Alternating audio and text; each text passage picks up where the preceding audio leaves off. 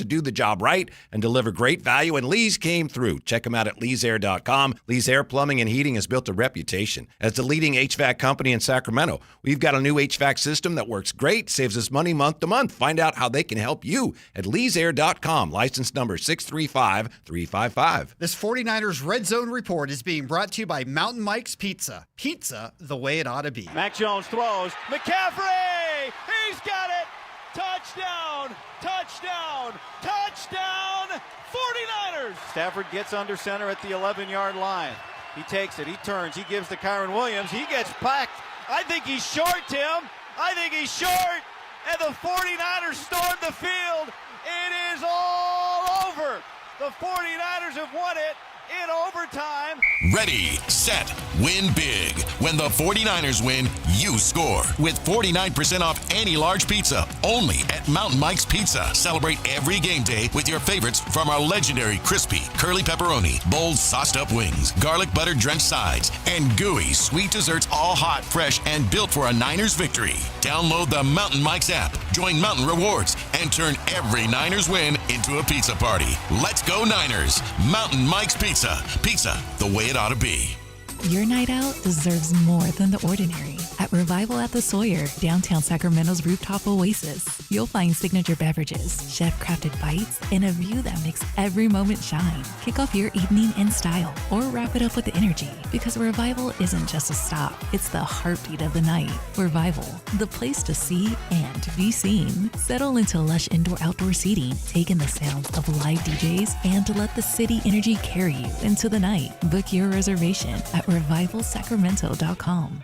Hey everyone, it's Kyle Draper here. If you're in the market for a new car, let me tell you about my experience with Mercedes-Benz of Stockton. From the moment I walked into their state-of-the-art showroom, I knew I was making the right choice. There was no pressure from the sales staff, and if I'm being honest, I felt like a kid in a candy store. I settled on the all-electric EQS SUV, and let me tell you why. First of all, the comfort. After a long day at work, I actually look forward to being in my car. It has several different massage settings, including my favorite, hot relaxing back. Plus, the seat heating and cooling features are perfect for the hot summer or those chilly mornings. Mercedes-Benz has the reputation of making the finest cars in the world. Now it's your turn to experience what I already know. Mercedes-Benz of Stockton is the best car buying experience you'll ever have. They're just a short drive down I-5, or you can shop online anytime at mbfstockton.com. That's mbfstockton.com, and tell them Drape sent you. We all have someone we love, like the favorite lyric in our favorite song. You can't imagine life without them. So tell them today, I love you. Get screened. It could help save their life. Visit cancer.org/getscreened to learn more. Stay up to date on Sacramento sports. Join the Sacktown Sports 1140 newsletter. Visit sacktownsports.com. KHD1 Sacramento, KYMX HD3 Sacramento. From the Power Business Technology Toshiba Studios. Sacramento's official home of the 49ers. San Francisco! Sacktown Sports 1140.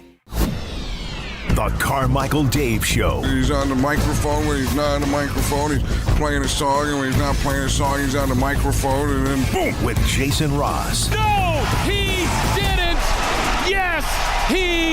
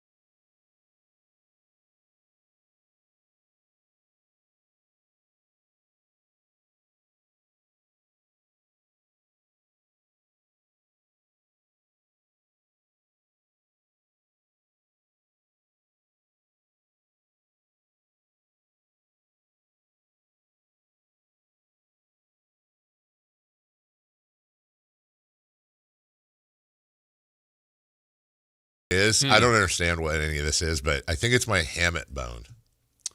Because I know some baseball players have had that issue, and I think that's located in that area. You don't have mallet thumb, do you? What is mallet thumb? Remember when Mike Bibby and Bobby Jackson, or Bibby had that? Mallet thumb. Like it was the beginning of the year, maybe start the preseason, Bibby was out, and I remember that was the term mallet thumb. I'm like, what is that? Yeah, I don't know that one. I remember the best one is when Lionel Simmons had tendinitis. Yeah. He was the first. Because he couldn't get off his Game Boy on the plane. That's a real thing, kids. You can look that up. Dude straight missed time due to ligament issues in his hand. Then they needed to find his Game Boy. His Game Boy. So we had a whole day yesterday of fun after the show. And we're using this new video thingy. But when I talk, it's supposed to show just me. And then when you talk, it's supposed to just show you. But when it just shows me, it's like a super close-up of my face and I look tiny. But then when it shows the two of us, we're even. And I don't know why it keeps switching around here to a two-shot to a one-shot since I've been talking this whole time. Right. That is interesting that that's happening. And we're also on an 8-second delay on our monitor because we haven't figured out how to plug in yet. It's that computer right there. I told you that. Right, but oh, look, it's awesome. It works. Look, it's amazing. It's that computer right there. It doesn't even turn on. So I believe you, but I don't know what the next. Look at Chris in there. Then Chris is tiny. This little tiny Chris. Hi, I'm Chris. I see why, because someone messed with my camera. Oh, they did? Well, this camera looks like it's getting or has gotten. Whoa. Yeah. It's all kind of, y'all can't see that. Oh, yeah, you can. You can see it right above Jason's head. So, yeah, I don't know. Everybody. See, this looks better, right? It looks more like I'm. Let's see. We'll wait for it. Now it's me talking. Yeah, that looks better. That looks about right. Yeah, this is what I do not like is that Kyle comes in here and then he's like perched up on a chair. So his like knees are touching the table. So he puts the camera way up here. Why does he do that? I don't know. Tell him to stop. Why does Kyle do Kyle things? I don't know. Also, we're still, by the way, we're still the drive guys. Oh. None of this is Chris's fault, by the way, just to be clear. Chris is having if we're having a rough couple of days, Chris is having a rougher couple of days. Here's the thing, too. What I do not like about this, and there's like no fix for it, is as soon as we're okay. As soon as we're live, it starts. You cannot mess with anything for any other show. You can't like edit anything because it's just live all the time. Really? Well, you fixed it, and now it says us. For now. Oh.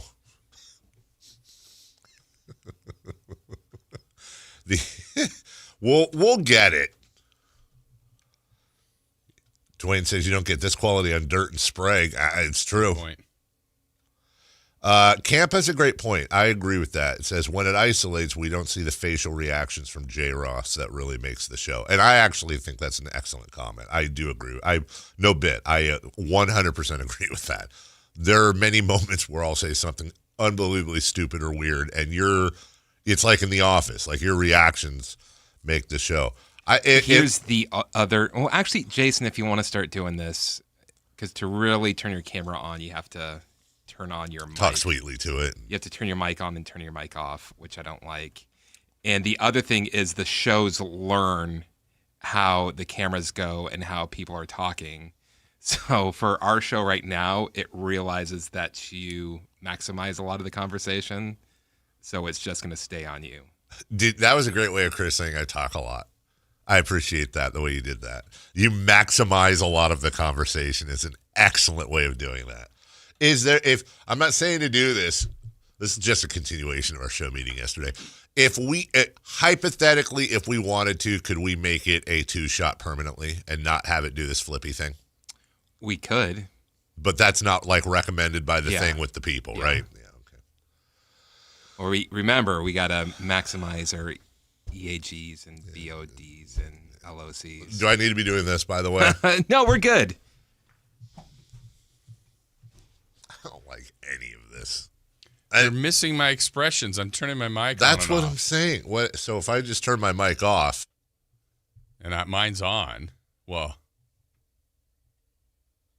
there you go. You're maximizing the conversation. Yeah. TR says, I got to say, this is terrible. I hate this. Well, yeah. Thanks, And TR. here's the idea, too, is that this is AI, which is Dave's favorite thing in the world. Love right AI. now. Super big. So it will learn to make the show better. Will it do our rundowns? That'd be amazing. Will it give us funny things to talk about? See, like I just tried. See, I'm centered right now when it's on me, and that looks centered too. But then there's by the way, super sorry to everybody who's not on YouTube and just listening right now. Super sorry. I get it. I understand. This is so dumb and lame to you guys because you can't see what's going on, and we're just rolling on and on about it. Sorry. It's my fault. Be done with it really quick. It's just taking a lot of time to get used to. Good morning. Good morning. How are you? I'm fine. Oh, I was getting into dinner talk, but I literally could not remember what dinner was last night. And then I remembered it was double nachos. 2 layers. My wife made them. Wife's very good at it. There's hits and misses. Wife's very good at nachos. It changed the game when she went double. Yeah, because she always said, do you want a single? I don't know why she asked me if I want a single layer or a double. Well, I know why she does, because sometimes I don't finish them because it's a lot. It's like a full plate.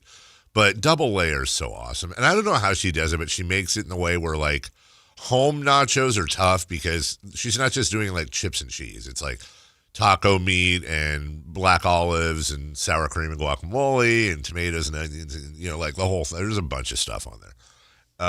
But somehow she figures it out so, like, I can pick up a chip, and each chip, like some chips will be completely overloaded with nacho, and then some chips will just be dry chip with, like, a piece of cheese on it. She really does a good job at making most every chip very, very good, very nachy. So that was fun. Does your dog hate it when you have it? Because she's always perking up. Thinks that you're talking to a dog. She's doing better, by the way. She was limping around for a while because Gracie attacked her. She might be 57 years old, but she's a resilient doggy. You guys have a knack for making food for one night. Like without leftovers, you mean? You're right. No, you're right about that. Or like the exact opposite. Make leftovers? Or just we don't ever make like, hey, one serving. It's, we're having spaghetti and meatballs for 4 days, which is great. Yeah. Yeah, which is a great thing to warm up, too. Food prepping. Yeah, we need to get back into food prepping. I ordered my 50 plastic cups and that come with the straws and the lids from Walmart because I'm going to start doing my shakes in the morning again. I gotta start doing that. I get too hungry in the morning. And the problem is, so I have this ring that I got yesterday. Oh, that's trouble. It is. My sister. Hey, you wear it on that finger. I do, yeah, because my wedding ring, I need to get it stretched because my finger's too big now. So I've been walking around, and then people go, why is he wearing a wedding ring? So now just, I'll switch it. But what have you learned? Well, the problem is you have this app, right? And it's still going to take like a week or two. It has to find a baseline. Is it an AI ring? Is it going to learn you? Yes, it is. It actually is going to learn. It is learning me right now. So I open up this app and I can see like my sleep score, my activity score, like all these scores at the top. Okay. And I see an 88 in there. 68. That's my readiness out of 100. My readiness for the day, I'm 68% ready. That's not great. My sleep score was 59. Anything in blue is fair to good. Anything in red is bad. Exactly. I see one out of 1, 2, 3, 4, 5, 6, 7 lines of, and I can't tell what the categories are. Yeah. I see 4 reds. Yeah. Well, the one is, what color is that one reddish? The one at top? 1, 2, 3. The third one down. Is that? Oh, that's like that. Restfulness is fair. Restfulness tracks your wake ups, excessive movement, and getting up from bed during your sleep. I think that's probably my sleep apnea. Give us your best score and your worst score. I mean, as far not the number, but what are you? Best category, worst category. Okay, so right now, the best score is my timing of sleep. That sleep timing plays an important role in sleep quality and daytime performance. Ideally, your sleep should be aligned with your 24-hour rhythm. The problem is that it's only measured me for one day. Okay. It's going to be optimal no matter what, so that's kind of cheating. Uh-oh. I think the other one would be efficiency. Sleep efficiency reflects the percentage of time spent asleep compared to the time spent awake while in bed. So in other words, am I lying around tossing and turning before I fall asleep, or am I hitting the bed and falling right asleep? And I'm hitting the bed and I'm falling asleep. Pretty simple. It says that the total amount of sleep I got last night was 4 hours and 22 minutes, of which 53 minutes was REM sleep and 39 minutes was deep sleep. Now, that sounds terrible. I'm no expert, but it says, well, I guess I am now, because it says REM sleep makes up anywhere between 5 and 50% of your total sleep time. Oh. The optimal amount for healthy adults starts from 1.5 hours, but slightly decreases with age. So let's say I need to be between 1 and 1.5 hours. I got 53 minutes, but it's in red. So I didn't get enough total sleep. I didn't get enough REM sleep. And I'm supposed to get 1 to 1.5 hours of deep sleep. I got 39 minutes. But I got this yesterday, and I first put it on and calibrated it early evening. So it hasn't taken into account the fact that I take naps and stuff, which I will not be taking a nap today. But no nap today? I can't. No, because I have the golf thing. And then what? Well, and then what? It's at 1 o'clock. And then what? And then I come home and it'll be like probably 2:30, and then I got to go get Mason at 3:30, and then he comes home, and then I got to make dinner. What about from 10 to 1? Well, 10 I get off. Work. I'll probably get home after fiddle farting around here, 10:45, 11. And then the what lesson. if you don't fiddle fart? If I go straight home, well, then my lesson's at 1. I have to leave at 12:30. So let's say I get home at 10:30. I mean, I could take I could take an hour, 2 hours. I could. But then I got to eat. I got to let the dogs out. And it takes me a while to wind down from this. I could try, but it's tough for me to take a nap that quickly when I get home. Does it give you tips on how to improve your Yeah, and I was talking to my friend ChatGPT about this yesterday. I was saying this is my sleep, this is my work schedule, and I can't go to bed before this time, and I have to wake up at this time. So how do I optimize my sleeping, knowing I have to split my sleep? And she basically was like, well, ideally you want to do 8 hours. But since you cannot do 8 hours, the best thing to do is to do what you're doing and then take regular naps, which is what I'm doing. But it's not ideal. I don't think there is a way to I don't think you can get an ideal amount of sleep doing this shift. Not with having to stay up to watch sports. Right. Yeah. I mean, I think Tom found his sweet spot. Yeah, Tom went to bed at 4 in the afternoon. That's exactly, yeah. But exactly. But and Tom would say that we would talk about it. I'd be like, Tom, because you don't need to stay up till 10 o'clock to watch Tim McGraw's video. It's not the same thing. We have to stay up and watch things. So, anyways, this isn't even ready yet. It's going to take about a week to calibrate, and it does your heart rate, it does your blood oxygen saturation, it does all this crap, right? And then I'm just telling you, man, I'm going to look at this thing. And now it's going to be laid out. And yes, everybody heard about the guy that got the ring stuck to his finger. Relax. I've had that story 9 times sent to me. What if your friend ChatGPT, has your friend told you about the way that Ken Rudolph, who used to work here, used to do things? No. Yeah. Also weird if she did, but no. I thought it was your friend that would know you. She doesn't know Ken. Oh, okay. Yeah, I asked her. And Chat, I didn't know that Chat was a female. Mine's actually a British female. So it's a crossover name. It's one of those. It is. Hey, I'm talking about you on the radio show I do. Is that okay? Oh, absolutely. Feel free to chat about me on your show. I'm always happy to be part of the conversation. It's kind of fun to think I might be making a little guest appearance on air. So go for it. I totally didn't program her for a long time to have a conversational tone and sound like I want. Do you have any questions for her, or are you good? I'm good. I've got a question. Yeah, Chris, go ahead. ChatGPT, what is the worst thing that what is the worst thing Dave has asked you? I have nope, not doing that. Bye. To be clear, and fair, I would have no problems having those questions laid out. I'm just pretty sure they're not radio friendly. Like, I haven't asked her, like, how can I kill a bunch of dogs and eat them for dinner? Nothing like that, but it would just be dumb. ChatGPT, what are you doing tonight? No, but Ken Rudolph. What he would do, because he had a morning show as well, and news, and they have to get up. They have to get into hair. And I want to say and, he got up at like 2:30. Yeah, that's about normal. So he would try to go to bed, obviously, very, very early. But he would record the games, which is, I know, what you probably don't want to do. But then he would watch them in the morning. Yeah, and at like a faster pace, yes. And then you could go like, "Ooh, this looks like this was important," and then stop, watch for a while. And he was also lucky that the Kings were very bad, right, when he was here. So there'd be times that with like 7 minutes left in the fourth quarter, like, okay, I don't have to watch the rest of this. Yeah, they're down 14. It doesn't get any better. We're good. Yeah. YouTube has a way, and I don't know if other places do too, but I know YouTube TV, because I do have all the games set to record. I use that in case I need to go back, like during the year, for reference and watch film from like a previous, face off between two teams.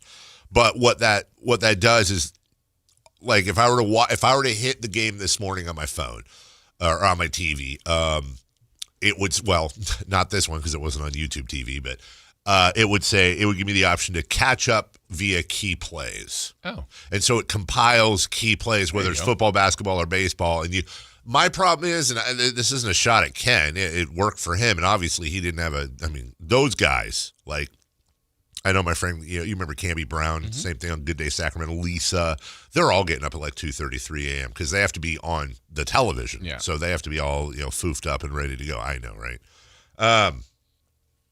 But I have to watch the game because there's so many little things during the game that aren't going to be in highlights. The Kings games, at least. I can do that for football or baseball. Mm-hmm. But there's just little things. If there's an interaction, rotation, one guy's getting owned by the other guy defensively, stuff like that. I would feel like I'm missing away too much. And then you'd be like, hey, remember that play? I'd be like, no. I don't know what if you recorded the game in its entirety, and then did not a faster watch, but literally like, timeout on the floor, fast forward 2.5 minutes. Yeah. Like, it's about an hour and a half. Oh. I've done it. Okay. Yeah, well, where you're go. just fast forwarding through. I mean, you're saying to watch it the next morning? That doesn't sound terrible because you get up super early, and then all of a sudden, if you're doing that, just after Kings games, and then you go, well, you're obviously going to skip halftime. Yeah. Hour and a half's not terrible. That makes a lot of sense. Here's the problem. No way can I fall asleep knowing there's a Kings game on.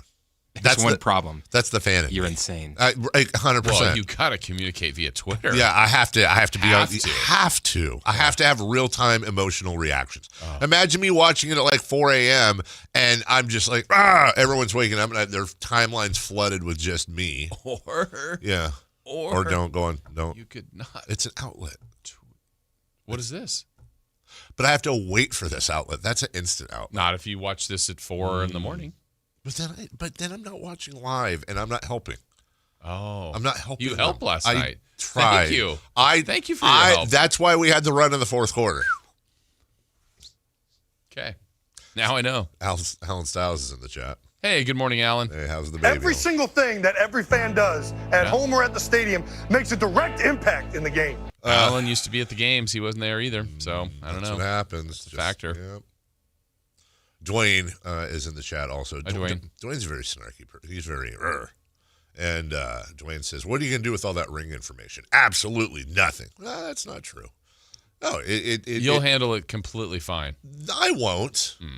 But I'm hoping it'll set a baseline. I would say your goal is right now in like a month or two, just like, I'm really getting more REM sleep. I'm really concentrating on this. I'm making this a priority. It just puts it in front of me so that I don't have to worry about feeling it. I can look at it and look at the numbers and go, that needs to be a priority. What do I need to do? Because, Jason, as we get older, we have to take better care of ourselves.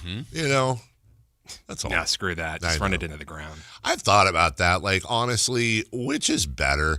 Like, I see these people that are like, they eat right, like they're super disciplined. They go to the gym. They're very disciplined on everything. Like, no real desserts. They look great and all that, and they live like they'll live a little longer. And it's like, in the end, is it better to do that and get those extra few years of life, or is it worth losing those 4 or 5 years, but you got a whole life of just doing whatever the hell you wanted to? You don't have to go through the pain of, no, I won't have that cookie. But then you'll also see those stories like 107-year-old Janice Whitland. What is your secret? She says eggs and bacon every morning. That's right. And a glass of Jack Daniels before bed. Yeah. George Burns was famous for that. He was. I was just watching a thing with him going on the Johnny Carson show when he was like 98, and he was smoking a cigar. And Johnny said, "How many cigars have you had today?" He said, "This is my 9th." And he says, I usually have 15 to 16 cigars a day. Yeah. Which if you've ever smoked, I don't like cigars. If you've ever smoked a cigar, that is bananas. Because smoking a cigar, I swear to God, is like smoking half a pack or more of cigarettes. Mm-hmm. It's ridiculous. So I don't know how old GB did it, but it worked for him. Last night, there was a moment when at the Kings game, I flipped through to see, and the Dodgers were on. It was going to commercial. They were showing Kershaw walk off the mound. And then Sandy Koufax was clapping for him. And I'm like, how old is Sandy? Like, right? When I saw the picture of him, I go, he looks phenomenal. Yeah. And then he's 89. He's about to turn 90. And I went, I don't know what he's doing. But he looked 70. God, I thought Sandy Koufax wasn't still with us. Yeah. Wow. Good. So it's just someone that you go, and look, I don't know how he's living his life, but also jeans are a real big factor. That's the thing. Levi, Wrangler, I completely agree. How it fits. Sorry, Chris. But what if it's also just like, there's some mitigating things you can do around the edges, but what if it just turns out it's already preordained? Yeah. This is how long you're living. Yeah, you can't help if there's like some sort of accident or this or that or whatever, but your clock is already there. Here's one of those kind of deeper questions. Yeah. If we knew when the expiration date was, would we be better or worse? Yes. Because if it was like guaranteed, it's this date at this time, then when you're like, I would have a lot of fun. Jump off that roof. I know, right? Or whatever. Do whatever. I'll speed. I'll do this. I'll do that. Or whatever. Well, that's the question, too, is that what are the rules there? Because if they say, Dave, you're going to live to be 82. Well, that doesn't mean I'm immortal until I'm 82. Like maybe you got in a horrific accident. You paralyzed for 30 years. Still live till 82. Right. I wouldn't want, like, if you look down on your wrist or something and see how much time you have left, a part of me knows. Like the movie In Time? Is that the one with Justin Timberlake? Yes. Yeah, I need to see that. I see clips on Twitter. Is it good? You won't like it. I wouldn't like it. I liked it. It looks interesting. It's very anti-capitalist. The concept is really cool. Like you're the time of it's currency. Yeah, but I could help you. Like, ooh, let me give you a little more. Right, here you go. Yeah, you've built up all this time to live. It's interesting because like all of like the quote poor people run everywhere and they eat as fast as possible just because they know that they don't have any time. Really? And then all like the rich people and stuff are just like very like they can't even handle running or anything like that. Dude, that'd be crazy because in that movie, Elon Musk would live to be like 400 years old. That's insane. A lot longer. A lot longer? All right. Beeman says we should talk about the inevitable march of time and how we will lose most of our loved ones. Another light conversation topic. I mean, that's a whole different segment, but it's true. We're all dying, literally, and there's no escape. There's no escape. We are all dying, and not me. If we're lucky, we will have to bury all of our loved ones. It's going to happen. There's no way out of it. That being said, Kings preseason started yesterday, and my goodness gracious, that was fun. I had a great time watching it. Did you? I did. Good. I did. I enjoyed it. New outlook this year. Do you? Yeah. The way they finished that game, that gave me hope. The heart hustle. They tried their best, and I think they had fun. Okay. We'll talk baseball. unfortunately. Yep. Sorry, Jason Ross. And we also have some guests today. Kelly Brothers, rumor has it, he's good at business. Good at business. He'll join us at 7:28. Samuel L. Amick. I know I'm shamelessly pumping the poll here. He always is. He is at 8 a.m. for your regular Thursday. And we have NFL football week 6. Wow, it's already week 6? Where'd it go, man? Yeah. You know what, Jason, though? Guess what? There's this week, and then there's 12 weeks after it. Plus playoffs. Lots of time. It's a ton of time. Yeah. Don't be sad. Yeah, I'm not. We're going to handle all that. We'll get into Safer Out, baseball edition, as opposed to the other edition, coming up right after this. Malik Monk plays here. Started left, goes right, steps back, launches the 3. Nothing but net. Oh, that was just filthy. Oh, my, that was sweet. Sacktown Sports is your proud home of the Sacramento Kings.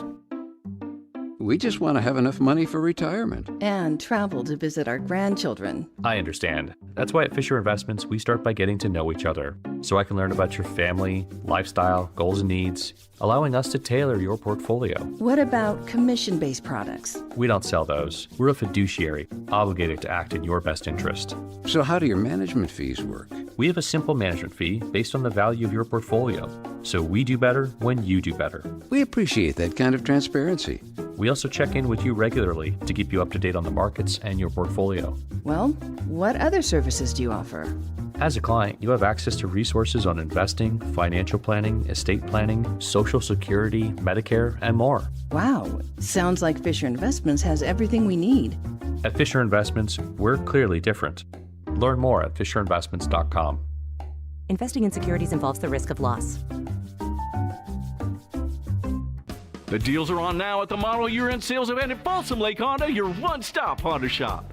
Looking to own or lease? Save on year-end models and drive a brand new Accord or Civic. Visit us today at FolsomLakeHonda.com, your one-stop Honda shop. As a family-owned and operated dealership since 2009, customer service is our #1 priority. Our customers love doing business with us, and you will too. Folsom Lake Honda. Go to FolsomLakeHonda.com. Your one-stop Honda shop. Hey man, gaining weight, low energy, lost drive? It could be your testosterone. Revive Men's Health Sacramento helps men get their edge back. Meet Tyler, Revive Men's Health Director of Operations. When men start treatment, it's not just their labs that change. You see it in their posture, their energy, and how they walk into the room. That's why I do what I do. Call 916-619-3000 now to book your free testosterone test, exam, and consultation. That's 916-619-3000 or schedule anytime at ReviveMen'sHealth.com. If you're 55 or older and into that whole saving money thing, T-Mobile has an exclusive phone and internet bundle just for you. Right now, get 2 unlimited phone lines plus 5G home internet for just $30 each per month with autopay, plus taxes and fees.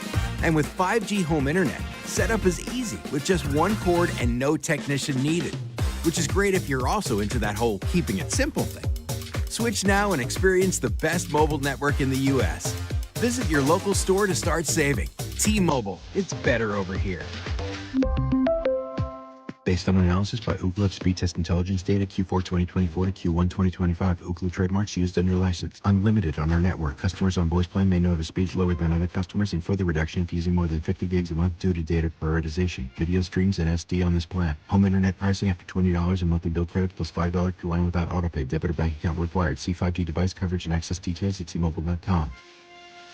People are coming from all over to Sacramento Chrysler Dodge Jeep Ram, from Folsom, Elk Grove, Woodland, Roseville, because they've seen for themselves the huge selection and the best prices at SacSuperstore.com. Good luck finding a lower price anywhere else. And if you do, they'll match it. It's as simple as that. Sacramento Chrysler Dodge Jeep Ram, where a handshake still means something. Open until 10 o'clock and centrally located right across from Hagen Oaks Golf Course. And online at SacSuperstore.com. The guaranteed lowest price and the best selection of Dodge, Chrysler, Jeeps, and Rams. SacSuperstore.com.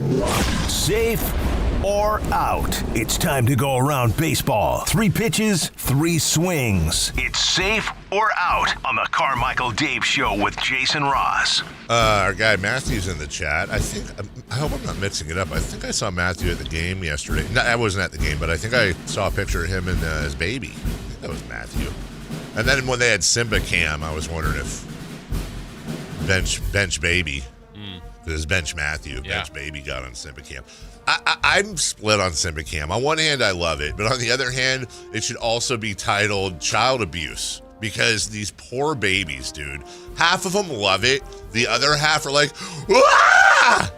And I don't blame them. Imagine if you're a little baby and you don't know what's going on in this world, and then all of a sudden, invisible hands from behind you are lifting you high in the air, and you don't know what's going on. And then you hear Scott Moak going, "Rah!" Everyone else, because they don't understand English yet, so everyone else is like, "Rah!" And like how? But all the other commotion's fine. Yeah, because they got little headphones on, and they're like snuggled. You know, like they're snuggled in the lap, so it's like half a womb. But then they're like, "Oh, here's the world." I mean, for all the baby knows, it's about to get chucked onto the floor. Are headphones a thing for babies? Yeah, I've seen them. Yeah, but like back in my day, you know, like when did that? Like when we got soft as a generation. Back in my day, huh? What are you saying? What? See, we took all the noise and we loved it. Yeah. And look at us now. It built character. Is it true that Alan had another baby just so he could have another run at baby races? I hope so. That's honestly a great reason to keep having babies. We're gonna get it right this time. Matthew says we were gonna do Simbacam from home, but Baby Bench was passed the heck out. Oh, he wasn't at the game. I thought he was at the game. Okay. Question 1, please. Last night, the Yankees were the one team eliminated from the postseason. Safer out. They underperformed this year. I think it's safe in the sense that anytime you're the Yankees and you have that payroll and you have that talent, like there's a lot of other teams that would love to underperform their way into the ALDS. I fully understand that. But I think there are teams, whether it's based on the team itself, the payroll, whatever it may be, that the benchmark is higher. And I think that's fair to say it is with the Yankees. And I think most Yankee fans would say they underperformed, especially being in the World Series last year. Yeah, I would say that's totally safe. And I think you're right. It's a different benchmark and criteria. Like when they did get eliminated, you see things like this is the second longest drought in franchise history. And like 19 other organizations are going, wham. Yeah, right. You know? So, I mean, they don't, as an organization, they're in that Celtics, Lakers, other winning franchises where it's like, yeah, I mean, you won a bunch of games. You had a lot of good things happen, but they're not here to win games and get a first place finish and not win a World Series. So I guess in that criteria, yep, it would be safe. It would be safe. Yeah. Well, better luck next year. Second base. The Phillies won in LA, forcing a Game 4. Safer out. This series is still over? I mean, technically, that was nice of him to play that, right?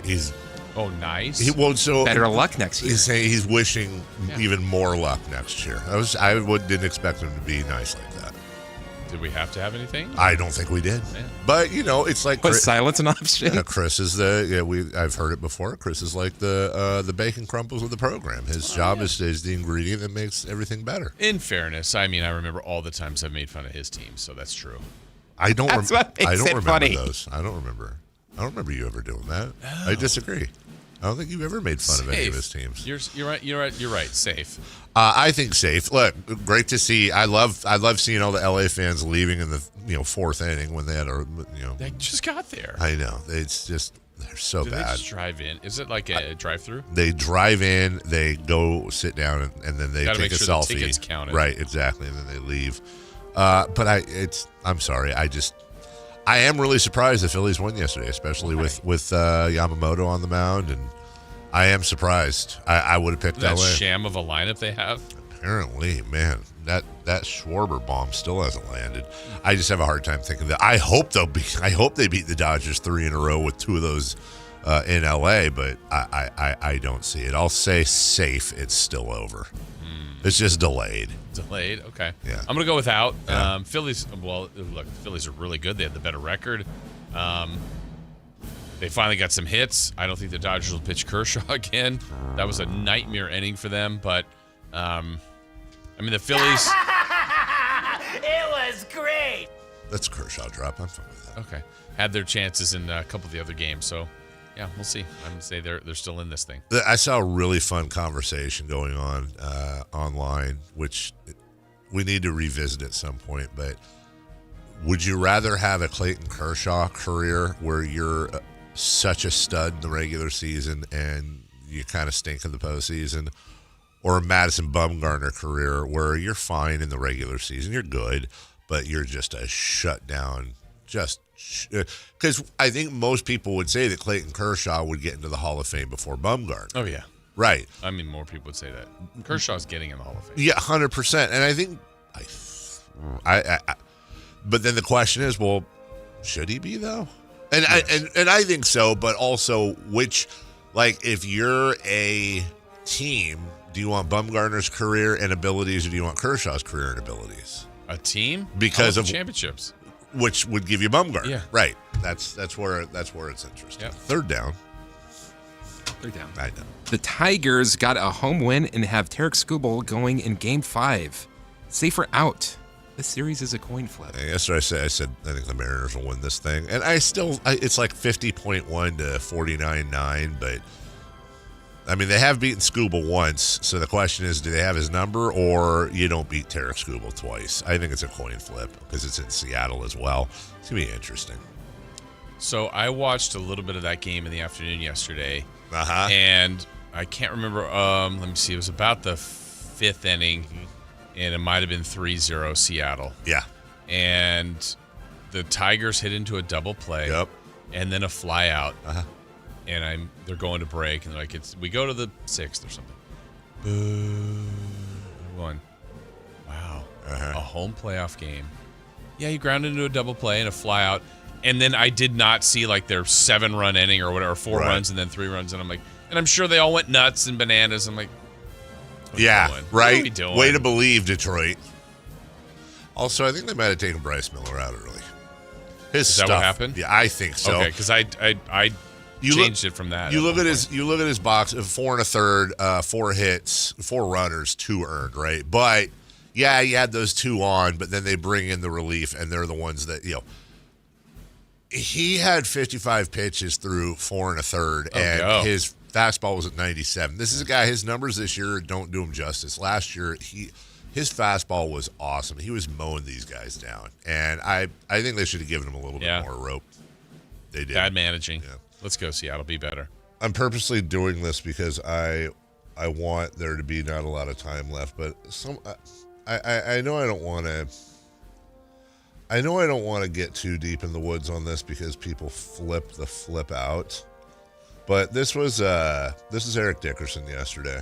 I'm not surprised the NFL to do something like this. That's how they got that political crap. They like they good guys and they not. But Bad Bunny where's Bad Bunny from? He's from Puerto Rico. He's from Puerto Rico. If you don't like the U.S., keep his ass over there. Apparently, Puerto Rico is part of the U.S. I know, but still, if you don't want, he don't like the U.S. I mean, don't come in perform. I mean, I heard some stuff. I need to learn things about this. Number 1, Puerto Rico is part of the U.S. Number 2, apparently. But number 2, Shakira was from Brazil. Coldplay's from England. I thought Shakira was from Colombia. Oh, really? I thought she was from Brazil. I'm sorry. She's okay. So not from, I don't get it. Is there some political thing I don't know about?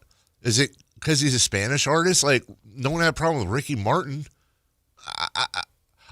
To be clear, I didn't like the choice just because I'm not into Bad Bunny. Musically, I'm not a Bad Bunny guy. I don't like him or not like him. I'm just not a Bad Bunny guy. I want Taylor Swift, Post Malone, whatever. Do the thing. Bon Jovi. Let's go. Awful halftimes. But I don't get it. Just no, somebody honestly, I'm not trying to get all seriously. I don't want to political this. I literally, what did he do? What do you know? No. You usually know this stuff. He's a Spanish Is it just because artist. he's a Spanish artist? But here's the thing, too, of why I truly don't get it, because they're halftime, last year's halftime show. I got to watch it. I got to be in front. I got to see every second of it. But there's other halftime shows where it's just I'm not interested in this. I'll be at my friend's house. I'll go outside, have a drink, and hang out. Why are people freaking out? Why is Bad Bunny performing at the Super Bowl woke? I legit don't get it. Because his songs are in Spanish? Yeah. I can't understand half the lyrics of songs anyways. I don't. Yet we're gonna not care about a coach or players or refs or broadcasters where they're. I mean, like, what are we doing? Get it? I'm all. Even if I disagree with something, even if I'm like, I don't know why you're freaking out, I at least want to understand why you're freaking out, so I can argue both sides in my head.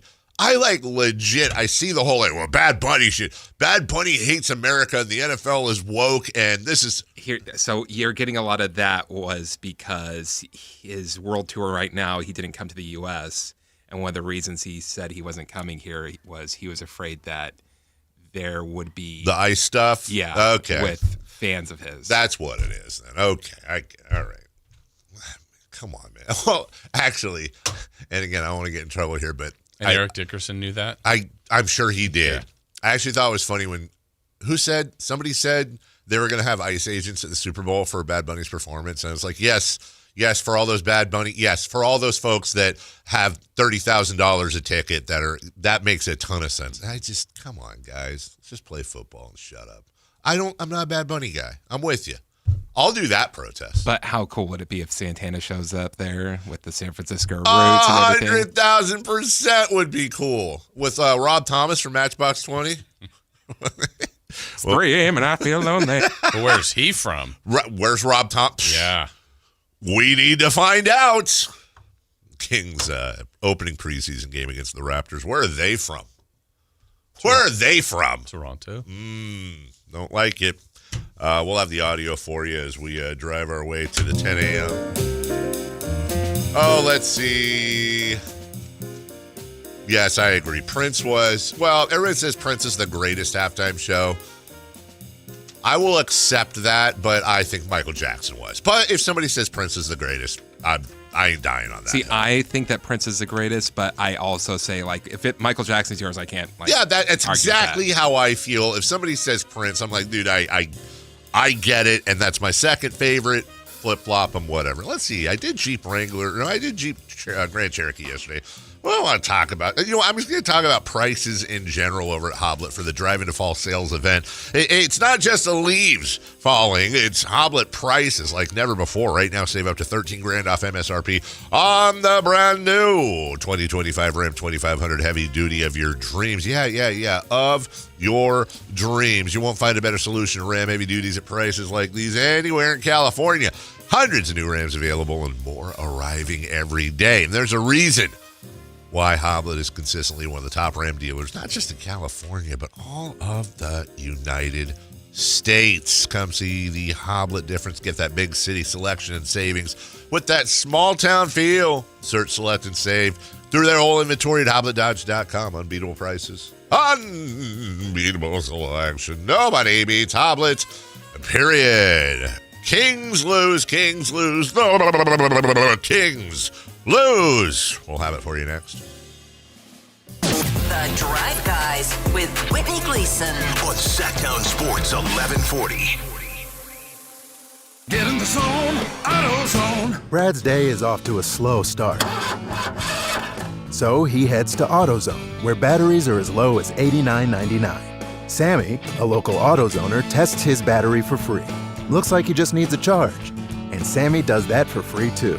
In no time at all, Brad is back on the road, ready to finish the day strong. Free battery testing and charging at every store.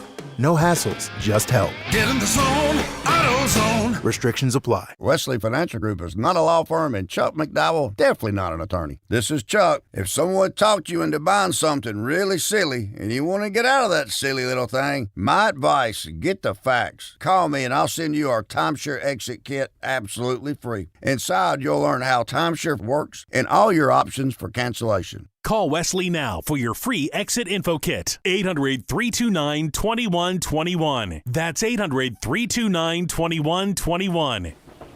When I was a kid, I remember my dad, a lineman, leaving in the middle of the night. Families were depending on him to get their power back on to keep them safe and warm. Watching him taught me that this work isn't just about wires and circuits. It's about people and the trust they place in us when the lights go out. That's why I started Maverick Electric Heating and Air, to carry on that same promise of showing up, doing it right, and protecting families when they need us most.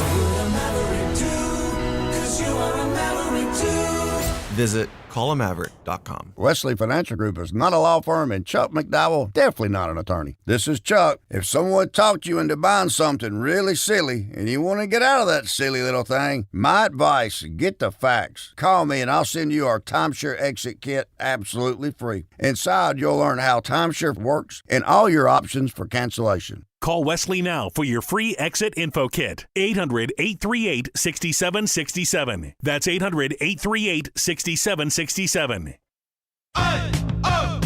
Let's go! You're still glowing, flirting, grooving. You've still got it. But your immune system weakens as you age, making it harder to fight flu, pneumococcal pneumonia, RSV, and COVID-19. Vaccines are a key part of any health routine and help strengthen your immune response. Ask your doctor or pharmacist which vaccines you need. Schedule in minutes at vaxassist.com. Sponsored by Pfizer. The Sacktown Sports 49ers Report is brought to you by Kia of Vacaville, located beside the Vacaville outlets. The 49ers win an absolute thriller in overtime over LA, 26-23, to improve the 4-1. San Francisco getting a critical stop on 4th and 1 at the end of the game with LA driving inside the red zone. Mac Jones is now 3-0 as the 49ers starting quarterback. The Niners are back in action in Tampa Bay. Catch the game Sunday beginning at 9 o'clock right here on Sacktown Sports 1140. Football season is here at Kia of Vacaville. You can score big in a new 2025 Kia Niro LX with up to 53 MPG combined at Kia of Vacaville. Perfect for road trips, tailgates, and cruising to Levi Stadium in style and comfort. But don't wait. Inventory is limited at Kia of Vacaville, and these deals won't last long. Visit KiaVacaville.com or stop by right next to the Vacaville outlets for friendly service, easy shopping, and unbeatable value. All in one stop. Kia of Vacaville, where the adventure begins.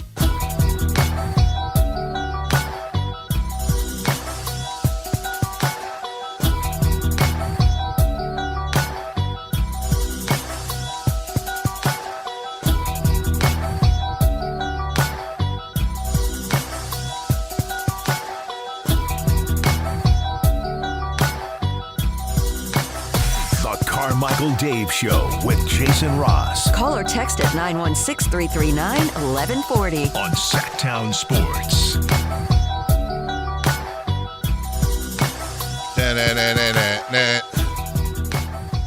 Bump on a bump.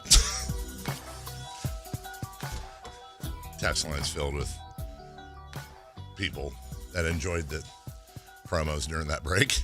Carmichael Dave, Jason Ross, Chris Ross. Sorry, dude. He's going to be Whitney for a while to me. Also, by the way, I missed it during the show. Remember we were talking about boarding and pre-boarding yesterday? Yeah. He wrote a song.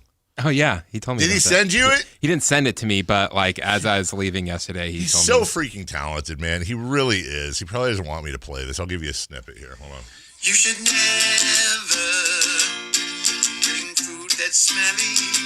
You should never take off your shoe. I would love to take my seat shortly, but I'll wait 'cause my numbers be 2. Yes, I'm pre-boarding. I love Whitey. He's so great. He wrote that like 2 seconds after we did this segment. I looked at the timing. Just good for him. I wish I had talent like that. I really do. We need Thank another. you for listening. Yeah. Hey, thanks for listening. Yeah. And thanks for listening last night to Sacktown Sports, where you had the preseason game in all its entirety, and so you didn't have to jump through hoops and try to cast it to your TV and do all the things some people did to get the video up. But hey, there it was, and well, Jason, it was basketball. It was Kings basketball last night. Back, sort of. This is a preseason. Right. Now, what I'm worried about, all right, Chris, sorry. Never mind. My fault. Let's not overreact, Jason. Okay. I'll try my best. It's a preseason game. I'll do my best. Okay. And let's talk about bright spots. like Drew Eubanks coming in just being a defensive wizard. Okay. Ball goes down to Barrett, drives inside, double clutch to the glass, comes up short. Schroeder has the rebound. Quick outlet ahead to DeRozan. Accelerates to the elbow, left side of the floor, gives to Eubanks down the lane, and he rips home a two-hand flush. The Kings get their first lead of the evening, and one of the new faces for Sacramento, Eubanks coming from Schroeder. There's a drive now by the Raptors, and a challenge, and Eubanks comes up with a block shot attempt at the rim. Zach LaVine looked great in midseason. Actually, I wouldn't say midseason form. He looked as good as he looked at any point last year, just scoring at will. DeRozan back out to Zach, positions, launches, scores the three-pointer. First one the Kings have knocked down tonight. Back to Debo, sliving the shot clock. Gotta go. Drives and kicks. Corner three, LaVine to beat the buzzer. He's got the triple. 8 points for Zach LaVine. Lead back to 4 for Sacramento at 18-14. Keon Ellis came in and promptly showed why he loves the defense. Jamal Shed now out near midcourt line, hounded by Sabonis, makes a bad pass. Here's a steal. Keon Ellis run to the rack. Hammer time. Rips it with the right hand off the bounce after the knockaway. It's the second time I've heard that. Did Scott Moak get a different gear in the offseason? It's a lot more high-pitched than I'm used to with him. I'll play that again. Jamal Shed now out near goes up a little higher than he normally does. Sabonis makes a bad pass. Here's a steal. Keon Ellis run to the rack. Hammer time. Rips it with the right hand off the bounce after the knockaway. It's just some different. Yeah. I thought it was incredibly loud. Loud there? Yeah. No, like just specifically Moak's mic. Yeah. Moak's mic. He's Moak Mike. Moak. I think Moak's been working on his game in the offseason. You know, he's an all-star already, but he's going to a different level. Yeah. So we appreciate it. I like to break down the PA announcer. That's part of the analysis you get here on the #1 Nielsen-rated sports show in the entire city. Keegan Murray, steal. Keegan Murray, jam. Steal. Keegan Murray, breakaway opportunity. Chased by Ingram. Then Ingram backs off in a two-hand flush. Ripped down by Keegan Murray. Kings would love to generate a little spark here, generate some momentum going to the locker room.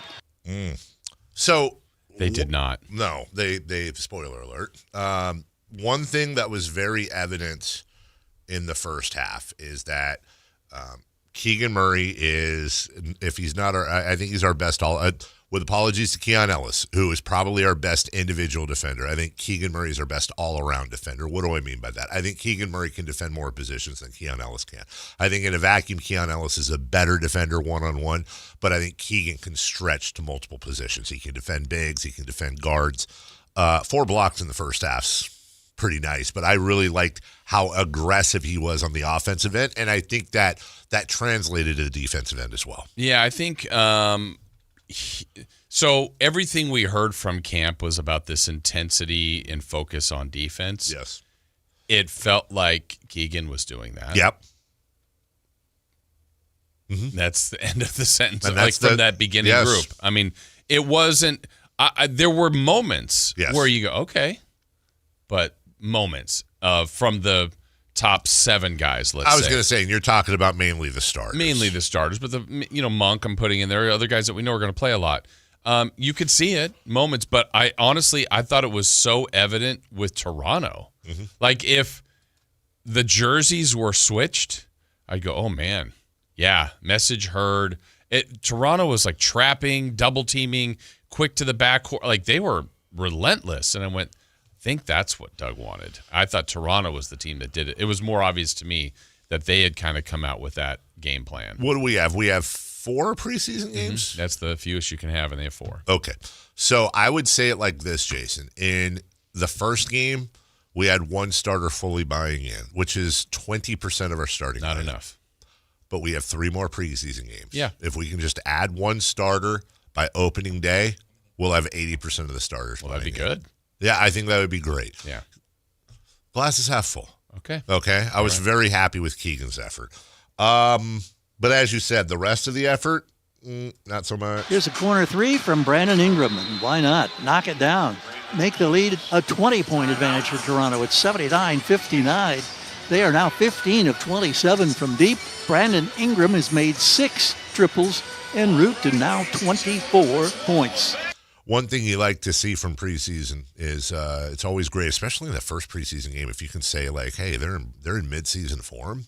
And I really thought their three-point defense last night was actually in midseason form as the Raptors go 20 of 37. And remember, they didn't finish that great from beyond the arc in the fourth. In fact, I'm pretty sure they were well below 40% on their three-point shooting in the fourth alone. They still shot 54.1%, the Raptors did, from three. Yeah, their first preseason game, I think they were 10 of 47. Oh, they were? Oh, so this was a fluke.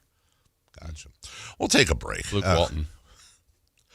When we come back, 3 for Madness. It's all Kings. Big takeaways, favorite part, game ball, and we'll get into the other part of the analysis from last night's game. All positives. Mostly positives. Some positives. No positives. We'll do that next. Visit SacktownSports.com and join the Sacktown Sports 1140 newsletter. This is the story of the one. As a safety manager at a manufacturing plant, he does everything he can to keep his coworkers safe. From finding ways to reduce risks to keeping safety supplies in stock. And for that, he relies on Grainger. Grainger offers a broad range of quality products and next-day delivery, so he can always play it safe. Call 1-800-GRAINGER, click Grainger.com, or just stop by. Grainger, for the ones who get it done. I've always wanted to learn French, but the app I tried didn't help. If you want to memorize words in another language, there's an app for that. But if you want to really learn another language, there's Babbel. Babbel was designed by over 200 language learning experts to be the most effective way to learn another language. With other language learning apps, I was just playing games. I wasn't really learning. Babbel's different. Every time I open the app, I can choose to work on my writing, speaking, or listening.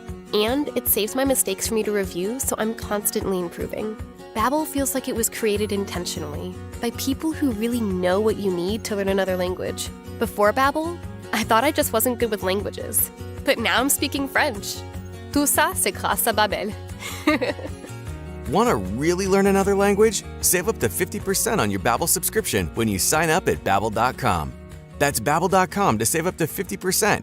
Babbel.com. Just announced, Stockton Honda has been named #1 of California's best car dealers in 2025 by USA Today and Statista. This prestigious award is based on thousands of customer reviews and recommendations, ranking dealerships for service, value, and satisfaction. Out of hundreds evaluated, Stockton Honda is proud to be #1, recognized for all-around excellence and commitment to our customers. Visit Stockton Honda, where reputation meets the road. Anytime, anywhere, it's all here.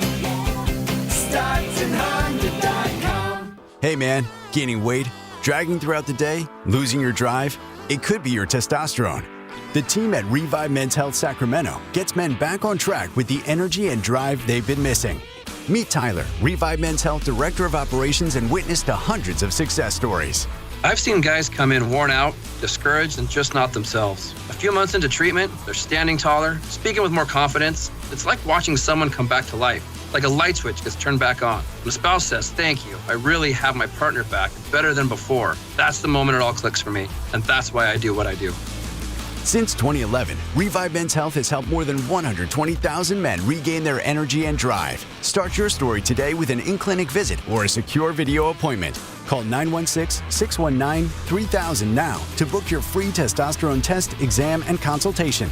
That's 916-619-3000. Or schedule anytime at ReviveMen'sHealth.com. KHD1 Sacramento, KYMX HD3 Sacramento. Your home for Kings basketball for over 25 seasons. Hammer time thrown down by the league. From the Power Business Technology Toshiba Studios. Sacktown Sports 1140. 3 questions, 3 answers. It's 3 for Madness on the Carmichael Dave Show with Jason Ross. Here's question 1. All right, before we get to question 1, 1-800-920-1140. 1-800-920-1140. We'll take your phone calls. It's Ishmael. Good morning, Ishmael. And can I call you Ishmael, or is it don't call me Ishmael? No, I'll make an exception. You can call me Ishmael. Thank you, Ishmael. How have you been? How was your off season, Ishmael? Always love your calls. Off season was good. Yeah. I think we reached sort of a point where we knew what to expect for the season. So I know a lot of people are really upset with last night. I don't look at it that way. because the thing is, with the defensive intensity thing, a lot of people are going to think, where's the results and blah, blah, blah, and they're going to get mad at Doug Christie and stuff. But if you look at it from Doug Christie's perspective, starting lineup is going to have a 36-year-old DeMar DeRozan. Levine's going to be 31 this year. Sabonis is 30 this year. Schroeder, I think, turns 33 this year. That's a lot of old dogs to teach new tricks to become like defensively engaged guys at this stage in their career. Keegan apparently ate it up immediately, which is very encouraging to see. And that lets me know that it's probably working in the long term. But the one thing is for this season, just one quick note that I'm monitoring. I know it's going to be a bleak season, but I'd like a bright spot. There was bad years we could at least watch Fox. Bad years we could at least watch DeMarcus Cousins. This year, though, I'm focused on Keegan Murray, and last year it was a career low in field goal attempts, a career low in three-point attempts, a career low in free throw attempts. These are for per 36. And I'm looking at the team this year, and I don't see Keegan getting that many opportunities to really develop his game as an overall player. We know he's a good defender. We knew that going in, but I just feel like this organization, the way it's been built, has pigeonholed him almost intentionally into maxing out as just a 3-and-D guy, which is fine, but he's just never really had a chance to have sets run for him, plays run for him consistently, shine in like a blackout, which actually helps young players. And now in our starting lineup, he's probably going to be 5th in field goal attempts in our starting lineup, which is going to be depressing to see and going to be really sort of a tough watch after, like, you know, the 30th game of the year or whatever. I think it all, and thank you, Ishmael, as always. I think it just depends on what I've been doing everything I can to set expectations for myself and anyone who cares. But I do think it depends on what are your expectations and what are your goals for the season. What do you want out of the season? What are your expectations? And I think maybe more than any other time, I think the Kings fan base is kind of fractioned into a, you know, well, do you play to win the game? Do you want to see the maximum amount of wins, which is the normal way to think? Or do you want this team in rebuild mode? Do you want to see them, is where I would fall, get rid of the veteran high-priced talent and maximize draft picks and young players and build for the future, which has nothing to do with wins for me. Ishmael mentioned Doug Christie. I don't know how much we're going to be able to grade Doug Christie this year because, again, you're asking cats to moo. He's asking things of certain players that I just don't. I don't think it was a coincidence last night that there were certain people that picked up those defensive cues and some that didn't. That being said, vets are going to be a lot less likely to do that because they've been through the grind of the season before and they're not trying to compete for a roster spot. So why are they going to extend that energy in game one of the preseason when they know exactly what they need to do and they want that energy to be extended sometime in December or January? Yeah, I think last night would be one that I was talking about this in the postgame with Henry, that it's not even a game film that they would need to watch to see the difference of the intensity of the defense between I won't even say the second group, but the last group that was on the floor versus the first group. Now, there's reasons for that too. One, maybe Toronto's up comfortably. It's also Toronto's third group out there or whatever. But that point being, I think the things that Doug was looking for was shown more by the last group. Now, again, this is the push and pull we've talked about with this roster, the way it's constructed. Their best offensive players are in their starting lineup. That's right. There's no doubt about that. They're not their best defensive players. So we're hearing defense, and I don't blame them for saying that. Mm-hmm. Zach LaVine, DeMar DeRozan, Domantas Sabonis, put them. Keegan and Schroeder. I don't think Schroeder showed himself that way yesterday. I agree, but I'm going to put Monk up there. Like, the guys that are going to play don't fall in line with their best defenders. So I'm trying to. That to me is the mismatch. And besides size and different, it's like I'm hearing the messaging. Mm-hmm. I know what they want. Yeah. And you could have a lineup where you play all your defensive guys, and there might be some nights like, they can't score. So it's it's the way they're kind of constructed. And if they can find a sweet spot in between, which that's going to be on Doug and the players too. And I think it's more than fair to ask for more from Zach LaVine, DeRozan, and Sabonis to defend. Yes. And again, I don't think anyone's going to confuse them for being on the All-NBA team. But we're looking at other teams that over time, oh, look, they got better defensively as the year went along. I've never thought of Steph Curry as a great defender, but team defense and concepts and working at it and a desire to help the team has happened at times for them. So, it was game one. I didn't love that first group really at all. No. But I'm not going to say that's the way the entirety of the season's going to go, but when it's your first impression, it wasn't very good. Question 2. Question 2. Wait, did we do question 1? Yeah. Oh, okay. I don't think I asked it. We didn't. You didn't ask question 1? No. Oh. Hello. Okay. Well, question 1 was, what was your biggest takeaway from last night's Kings game? My biggest takeaway was they didn't look great. Mostly. Yeah. Yeah. I've got one other one that, again, for one game, one visual. One of the things I was intrigued by was Schroeder. I thought there was this is a guy that was in Eurobasket MVP. Yeah. He's going to be like ready to go. I was like, well, I didn't see a lot of that yesterday. Again, it's not a full on indictment of him, but after him, like when it's like, hey, look, Keon can play point guard, Carter, Malik Monk. Yeah. Until like Stevens came in at the very end, Yeah. the point guard play was awful. Yeah. So like they couldn't function as an offense. And that's where like for a moment last night I go, I don't love the idea of Westbrook, but I go, I kind of see how, I don't know that I would do it, but you go, they don't need another guard, but point guard play was bad. Yeah. And to just go and function, not why they lost, but It that was wasn't another great. takeaway. He wasn't great, and then the others until they kind of got to Stevens was like, yeah. Though Neek, I think, can do it. I think that's a guy that can maybe make some decisions that way. Might be a stretch, but I liked his spacing last night. Mm-hmm. He has a feel for that. Yes, he does. Number 2, please. What was your favorite part of last night's game? The end, before the end of the fourth quarter. That right there to me is, and I said this, give me that and 20 to 25 wins this year and developing and playing our youth and our core future pieces. You're not going to win you're going to win a lot of games, but you're going to figure out real quick who is who and what is what. I would so much rather see that than this mishmash of mismatched pieces on offense play. It's my turn offense, and absolutely not care on defense at all. The first 3 quarters plus part of the fourth was just annoying and bad. And then you see the youth get in there. You see Dylan Cardwell with that awesome dunk. You see Clifford with his spin moves.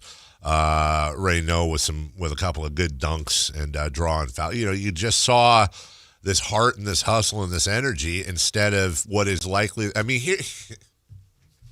here's the thing that has nothing to do with the preseason. But I'm just going to throw something out there because I think it needs to be on people's radars. You understand that, like, there's a really good possibility that your veterans just don't want to be here. This is basketball hell. They know it. You think we're talking about how this is going to be a year? Imagine what they're talking about, what they're talking about with their agents and their families. And it's not like Sacramento is some, like, amazing place to live from an NBA. I love it. You love it. But from an NBA standpoint, it's not LA, New York, Toronto, Chicago, blah, blah, blah, blah, blah. So they're stuck in this outpost of basketball hell in this misshapen franchise, knowing they're going to win 30 to 40 games and be completely irrelevant. Oh, yeah, they're super going to want to pick up defense at 94 feet. No, they're going to scratch themselves, go out there, go through the motions, do their thing. They'll have some great nights. They're going to look for their numbers, look for their stats, and hope the hell that their agent, Scott Perry, get them the hell out of here. Like, we don't mention that enough, but I'm telling you, there's a real, I don't want to speak for these guys. There's a real good possibility that's where we're at. So if you're looking for, like, these guys to be like, oh, man, I'm buying in. And then you're sitting there and you're going, well, Doug Christie needs to do a better job. No, Doug can only do so much. I don't know if Doug's a good coach. Doug might suck as a coach. I don't know. I'd like to think he'll be a great coach. I hope he will be. I don't know. What I can tell you is you can look and see And whether it's preseason or regular season, like, look at the heart and hustle last night and how engaged these guys are. They're fighting for roster spots. They're trying to figure it out. Give me that for 82 games. I do not care about Zach LaVine, Domantas Sabonis, and DeMar DeRozan farting their way to 40 wins and a play-in loss. Yeah. I don't care about that. Yeah, my favorite, I mean, I'm with you on my favorite part would be the end. I mean, I think the reminder of watching the game in person was what we talked about yesterday, like, hey, football's here, the preseason, first preseason game. You're like, yeah, I don't really care. Right. So I wasn't that, it was boring. Yeah. It became interesting with the last group, interesting in the sense of how they played, how much desire they had. And then all of a sudden you're like, wait a minute, can they win the game? Like, I really didn't care if they won. 100%. They have a scoreboard, you're out there, you compete. They should try to win. And at that point, you're like, they've made this actually compelling. So good job by the last group, and it's the last group. It was their last group, but they fought. That's right. And that part was interesting. That leads perfectly into question number 3. Question 3. Which player gets your game ball? No player gets my game ball. I'm going to be cheesy here for a second, but it was my bright spot last night. Other than the kids playing well at the end.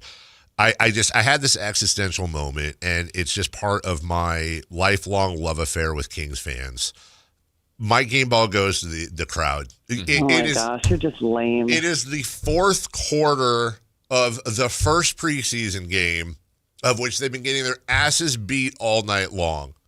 And so much of that crowd on a school night, school is in session, and it was a Wednesday night. Not only do they stick around, but then you have a bunch of guys, many of them have never heard of or are brand new, and they're out on the floor, and they're running around, and they're diving, and they're trapping, and they're forcing turnovers. And at one point, the Kings had cut it, I think, to 8, and they took a timeout, and the crowd was just bonkers. The crowd was as loud as some other crowds are in the middle of playoff games, and we're talking about this stupid preseason game. And I sat there and I went, it's once again one of the reasons I get so fired up is because these fans are so awesome. They deserve so much more. And I was just really proud of them. I sat there and I was like, dude, we have the best fans, man. We really have the best fans. Chris, you were sitting in attendance. Did you feel that? Did I feel the just how great the fans energy? Stupid. Was there a drive to be great? It was really fun. Like, it was one of those things of like everyone was kind of waiting to get really excited. Right. And like then, they were like a slingshot pulled back. There was a couple times of the games where it'd get close and you kind of hear it. And then when you just saw it was also, I will say this too, like both teams just had all their bench players. A lot of these guys are just like fighting to stay up with the team. That's right. Just seeing them go, both sides just go absolutely 100% all out was really fun to see last night. That Cardwell dunk, I mean, got the place going. The bench, I mean, the veterans were like, they were going nuts. I'm like, great, that's awesome. It was really cool seeing Neek too. He looked comfortable, which is really cool to see. Very smooth. And by the way, the thing with Neek that kind of slipped through the cracks, that really, really impressed me. I mentioned his spacing before, and just that feel you can see. He had a double-double. 24 minutes. He had 10 points and 9 assists to go with 2 steals. That's not bad work for 24 minutes. Yeah, and again, I remember seeing him in Vegas and being impressed. I get the feeling, like in the second half, they didn't really start out well, but I was happy that he started. Zach LaVine played the first half, took a shower, and was basically like in his street clothes. He was told he wasn't going to play in the second half. There was no injury there or anything. And that was fine, but I go, oh, good. Neek's with like the starting group. Because I feel like he's the kind of player, he's like a chameleon. He'll fit in kind of anywhere. And if you put him around, like Sabonis and DeRozan, I'm like, that's good. Get him with the really gifted players. I want to see that more. I want to see him kind of in that mix. And maybe that's the hybrid that I know what you desire, and you're not alone. There's others, and there's others that don't want that, and that's fine. But maybe they can land in a hybrid of like, all right, there's some veterans that are going to play. Just if they're on the roster, they're going to play. Yeah. But can Clifford be an important part where you go, all right, kind of like where the Beam team year was really around Fox and Sabonis were the anchor pieces. I was like, hey, Keegan might be something. That's like, okay, he's got to be in here, and you play your Barnes and Herter and Monk at that time. I just hope Clifford and maybe Reynaud or someone else in that younger group is like more prominent in the rotation as the season goes along. That's what I hope, and that's why. And again, I'll say it every time until people start saying they're tired of it, and then I'll say it after that. No disrespect to DeRozan, no disrespect to Levine. They're both fine players to fantastic players that I'm sure would be fine with going to a contender or somewhere else. Yeah.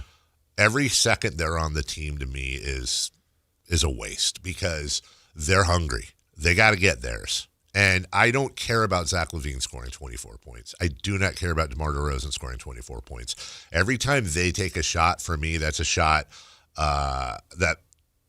that's a shot that Nate Clifford isn't taking. That's a shot that Keegan Murray isn't taking. And I don't include Sabonis in that category, although I would get it. He probably has more trade value than anyone. But I don't include Sabonis in that category because we're talking about a guy who gets 19 points a game, 20 points a game, but I swear to God, like 70% of that comes from rebounds and putbacks and making his own offense. Like Sabonis isn't a hungry offensive player like Levine or DeRozan. And Sabonis can also facilitate and I think provide, and he loves that DHO. I think Sabonis can actually help our young guys develop. I don't see Levine and DeRozan, other than, the vet knowledge and they're good guys and all that, I get that. I don't see them helping them develop on the floor. So for me, I don't know. I need them to go, please. JR, good morning. Sacramento Kings farting their way to 40 wins. That's our slogan. I'm going to make a T-shirt. Dave, you're kind of bringing us down. I had like a positive call and everything, but they don't want to be here. This is a terrible city. No, it's a great city. I said from an NBA standpoint, these guys aren't like, Sacramento. Like, I love it. Okay. Well, Israel is too smart for the show, by the way. Dude gave me knowledge. Ishmael. I'm sorry. Yeah, I'm okay. sorry. Yeah. And then last week, Paul was too polite for the show. So I don't know what you're running. I don't know what's going on there, J. Ross. A sham of an operation. Chris, dude, pull the cord or something. But hey, sorry about your Yankees yesterday, J. Ross. Are you? But I do want to. I know, because I want to see Canada win the World Series. It would be nothing better based on this year to have the 51st state win the freaking World Series. Woo! Okay. Well, better luck next year. I don't know. Was that to JR? I don't know what the hell he's doing. It wasn't to Jason. Oh, that JR? This is the one in our room? Or Jason Ross. I would say this. Look, I understand that it's game one. And I even saw some media people who are like, yeah, are you drawing conclusions from game one? Calm down. Here's why. Like, we all understand it's game one of the preseason, right? This isn't a narrative setter and nothing is set in stone. I would just simply offer this. Let's say last night's game, everything is exactly the same. 100%. Okay. Score, points, everything. All I want you to do is take the jerseys, and I want you to switch teams. What if the Sacramento Kings won last night and they played like Toronto did, specifically defensively? You can shut your ass if you're going to convince me that everybody in this town wouldn't be like, not only did we win, but the way they picked up that defense 94 feet, the way they were all over that, like they made the turnovers, and yeah, they let it go a little bit in the fourth, but that's because everybody threw in their kids, and who cares? But man, the way they were committed, we would be over, myself included. I would too. You would be confused. I would be because you're already in the mindset you don't want the veterans, that you don't want the way this team is constructed. Yes. So if they played that way, yes, I would be pleasantly surprised. I'd be like, I didn't expect this. But you wouldn't expect more of it. You thought that would have been a one game. Let me be fair here. Hold on. Let me think about that. Your mind's already set. You want this roster to be different. I do want this roster to be different. So a game like last night, they'll play a game like that. Well, they'll beat somebody where we'll go, wow.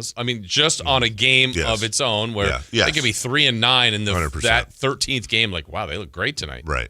That'll happen. Yes.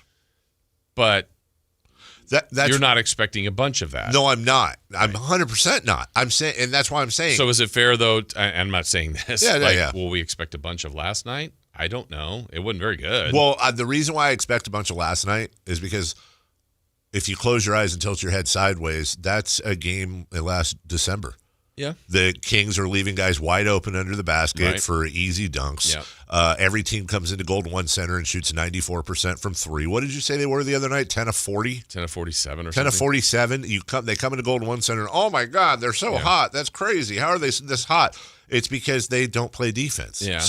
But tilt your eyes, same group, you're like, well, they swept Cleveland. They swept Houston. They won in Boston. And they're going to do that again this year. Not that specifically, but when you play like them and you do have talent, there's going to be nights where the other team's off. There's going to be nights when you're on fire. Sure. Let's not mistake that for they announce their presence defensively with authority and impose themselves on other teams. No, they did not play the same crappy defense every night, and some nights the other team's just not going to be able to hit, and you're going to get a win. Some nights teams like Cleveland and Boston aren't going to be up for you. They're going to be like, it's the Kings. Oh, my God, they're on fire. They can't miss. Those nights are going to happen, and then you're going to beat all the teams that are worse than you. I say all the teams, there's like 7, but you're going to beat those teams that are worse than you. I'm simply submitting that this town, media and fans, had the Kings played like the Raptors played last night defensively and had they won the game, I think I wouldn't say the town would be on fire, but I think the town would be hot and smoking right now. And we'd be think about it. We'd be like, wow, you can really see Doug's imprint on this team. These guys are playing defense like they haven't before. This could be the start of something really surprising. Okay, so as a counter, that feel that you're describing was the fourth quarter. So is it an unfair look at the young guys? Look what they did. Oh, my gosh.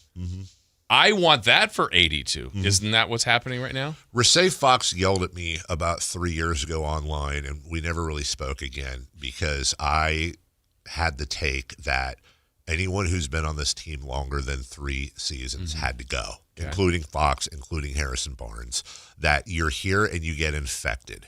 You get infected in the locker room and you get infected by the franchise. It's like a sickness, and the only cure for it is to go to another team, and oftentimes you still don't recover. To your point, when I saw what's great about that unit last night, they're not infected yet. They have not been decultured by our lack of culture. They have not been beaten down. Domantas Sabonis, I am such a fan of his. He brings it every night. I'm not saying, imagine thinking I'm saying DeMar DeRozan and Domantas Sabonis are bad for team culture. That's not what I'm saying. I'm saying I think they get so mentally beat down year after year after year dealing with this. And the fact that we're so depressed I'm so depressed after last year and all the crap that went on. How do you think these guys feel? How do you think they feel going from Mike Brown and De'Aaron Fox and the Beam team to I'm Malik Monk. I heard my name in trade rumors all summer. I'm DeMar DeRozan. I'm 74 years old, and I'm going to win 30 games this year. I'm Zach LaVine. I'm in my prime right now, and nobody's going to give a crap in April. I'm Domantas Sabonis. I look like Wolverine, as he said, because I get so scarred and bloody every single night, and it's like Randy Moss on the Raiders, dude. Except that Domantas Sabonis is running the cross routes, and he's getting hit. Randy Moss ducked everything and sucked with the Raiders and then magically reimagined himself in New England with Tom Brady. I think it's very similar here. So when I see, to your point, when I see the Kings' young,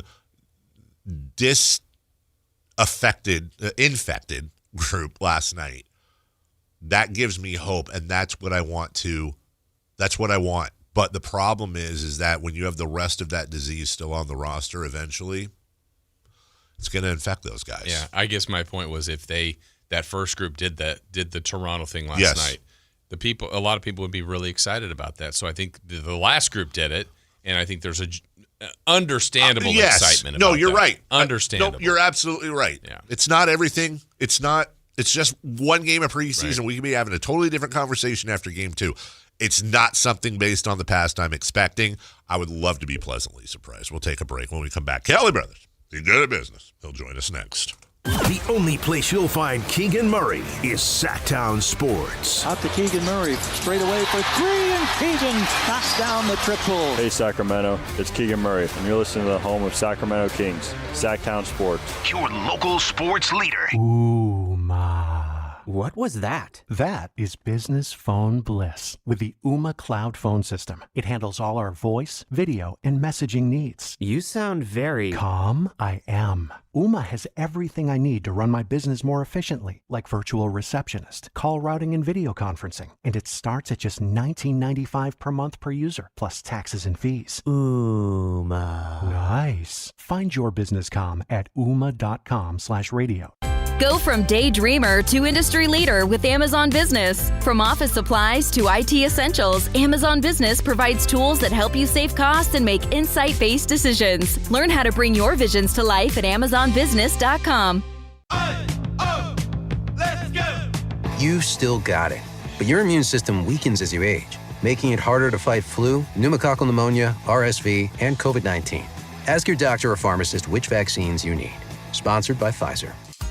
Need cash fast? Tap into the value of your home with a home equity line of credit from Valley Strong Credit Union. Whether it's for home improvements, debt consolidation, or that dream vacation, you can get your cash offer in minutes. That's right, just minutes to unlock the power of your home's equity with no hard credit pull to see how much cash you can get. No stress, no waiting, just smart local banking that puts you first. Grow your possibilities with Valley Strong Credit Union. Visit valleystrong.com to get started today. The deals are on now at the model year-end sales event at Folsom Lake Honda, your one-stop Honda shop. Looking to own or lease? Save on year-end models and drive a brand new Accord or Civic. Visit us today at folsomlakehonda.com, your one-stop Honda shop. As a family-owned and operated dealership since 2009, customer service is our #1 priority. Our customers love doing business with us, and you will too. Folsom Lake Honda. Go to folsomlakehonda.com. Your one-stop Honda shop. With 25 award-winning years in Northern California, Ashton & Price is your local injury law firm. Pro attorney tip: if a firm presents as local but they're in LA, red flag. If your first consultation is not with a lawyer, big red flag. At Ashton & Price, your first consult is with a local attorney, and if serious injury prevents travel, a lawyer will come to you. Still not enough? George Washington's my uncle. At Ashton & Price, no red flags, just red, white, and blue. Remember, for the best advice, don't think twice. Call Ashton & Price. Joining us now on Sports Sense, certified financial planner Kelly Brothers. Kelly is an advisor with CapTrust, one of the nation's largest registered investment advisors. CapTrust counts among its clients numerous pro athletes and pro sports franchises, but most importantly serves many Northern Californians through comprehensive financial planning. Here's Kelly Brothers. Alrighty then, it's another episode of the Kelly Brothers program. Nice enough to join us each and every Thursday. Good morning, Kelly. Good morning, Dave and Jason. How are you, buddy? I'm doing just fine, man. I love the weather this time of year. Love it all. Isn't it the best? Nice. Isn't it the best? It's going to be nice and cloudy today for the most part, 74 degrees. Take about 10 degrees off of that 74, and I'm in heaven. Still a little warm, Jason. Still too warm for you. Still, look, I understand. It's comfortable. Hey, It's comfortable, and I'll take it. I'm saying my favorite wet. Like, I'm wearing a Kings pullover today. Very light one. Very lightweight. Yeah. I'm very happy. Nothing better than a hoodie. That first hoodie, when you pull it on after a summer where you haven't touched long pants or a hoodie in about 6 months, is pretty good. Really is, especially if you have like that one pair of sweats that you bought in the off season and you haven't worn yet, and you get out of a hot shower on a cold day and they're the super smooth inside. They leave the little fur balls all over the place because once you wash them, every time you wash them, they get grittier and grittier, and before you know it, you're exfoliating your legs, putting on your sweats. These are perfect, Kelly. These are great times. Or even better, that sweatshirt you pull out of the dryer as it finishes. Yes! Yeah. That's good. So snug. And then you go eat a nice bowl of potato cheese soup. All right. We'll start off with the Super Bowl, Kelly. What's on your mind there? Well, no, just they announced Bad Bunny. Recalcitrant rabbit. I don't know, but Bad Bunny is the Super Bowl halftime show, and it's just been interesting. Well, first of all, you have Taylor Swift kind of being the obvious choice, but she told Jimmy Fallon, there was never any official offer, and she's fine with that because she expects her fiance is going to be in the game, and she'd be too locked in to perform anyway. So which probably means she'll get it the year after he retires. as far as probably. But the other interesting thing is Bad Bunny. I mean, a big star in a certain part of the world, but it also, you know, what people are talking about is the fact that the last country artist to perform at halftime of the Super Bowl was Shania Twain in 2003. Wow. And before that, you have to go to 1994, where there was Clint Black, Tanya Tucker, Winona Judd. You got to go back. So why? Why is that the case? Especially when, I mean, Chris Stapleton's national anthem might have been the best musical performance at a Super Bowl in years anyway. But why are they? Why do they not have country artists at halftime of the Super Bowl? And I don't know the answer to that, other than, you know, either the NFL is showing it to the president a little bit, or they're just so intent on their international expansion that Bad Bunny speaks to a part of the world that they want to make money in. Yeah, you know, I think we talked about this last year probably, Kelly, but this ends up not being a huge financial win necessarily for the artist, but it's just such a huge overall, though, right? They don't get paid a ton for the performance. Is that right? Yeah, as far as I understand, most of them don't get paid anything. They're given, I forget the number, Jason. I think it's $500,000 for production costs. Yep. And most of them add millions to that number to do their own production because they want it to be what they want it to be. Sure. Because for many people, it's going to define their career, and it's going to be the first thing people see when when an artist's name is put into YouTube. That'll be the first thing that pops up. So, a lot of these artists, they'll put money in because they realize this is what's going to be played, you know, in their obituary, so to speak. We talked about this a little bit earlier because I couldn't name one Bad Bunny song, but in reading about him, he's massive. He's massive worldwide and massive here, really.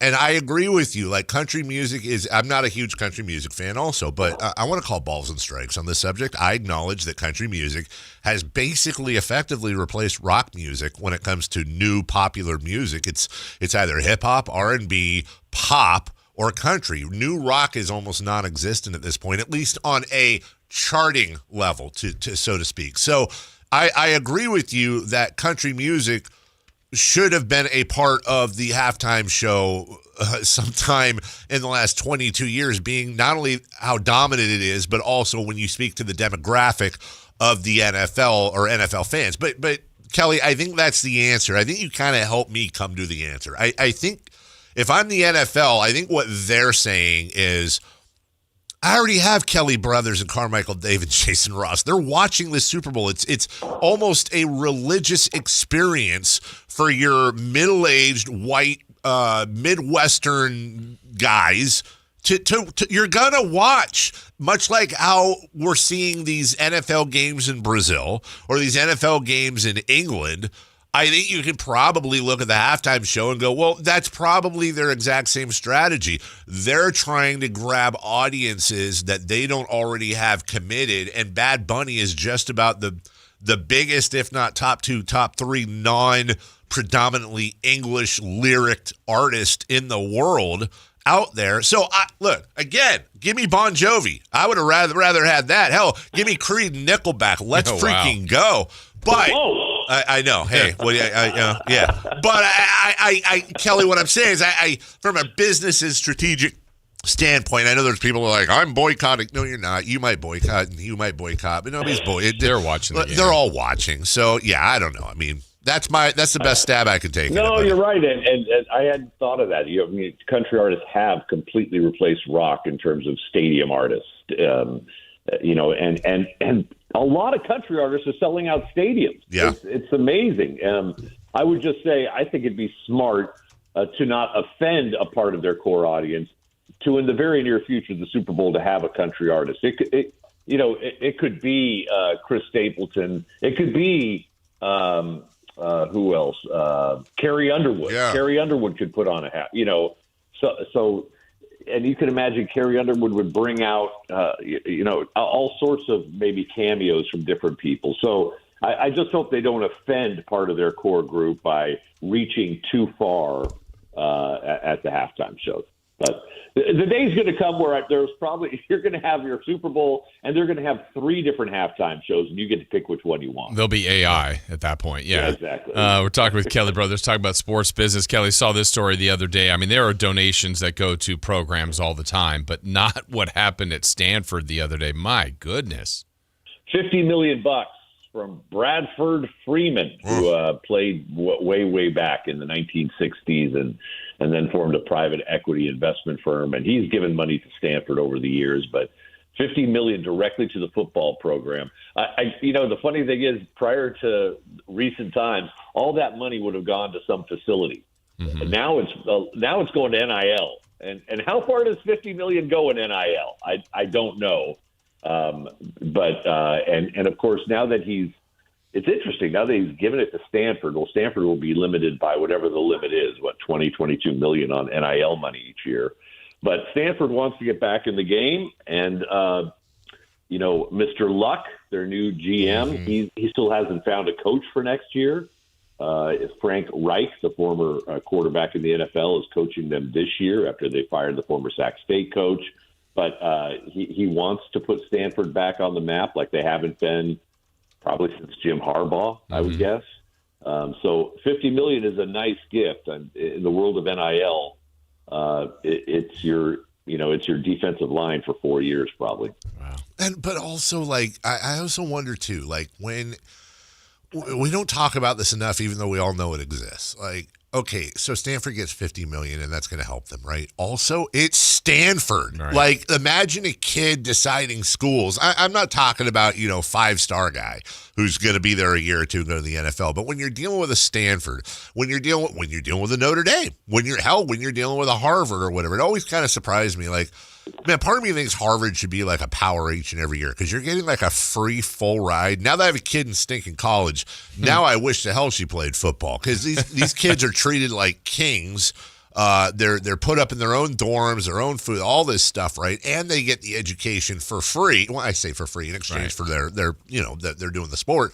I've never had a better understanding. I used to be like, well, yeah, they're getting an education, but they're bringing a lot more to the college, and that's probably still true. But I understand a lot more, Kelly, paying these stupid checks every month, how much I wish my daughter was a quarterback, Right, and most of these kids aren't going to, they're not going to make millions in the pro league of the sport they're in. I don't mind telling you, Andrei Stojakovic went to Stanford, right? And then he went to Cal, and then I believe he's at Illinois now, correct? And there were a lot of people who were like, why would you, go from Stanford and Cal to Illinois?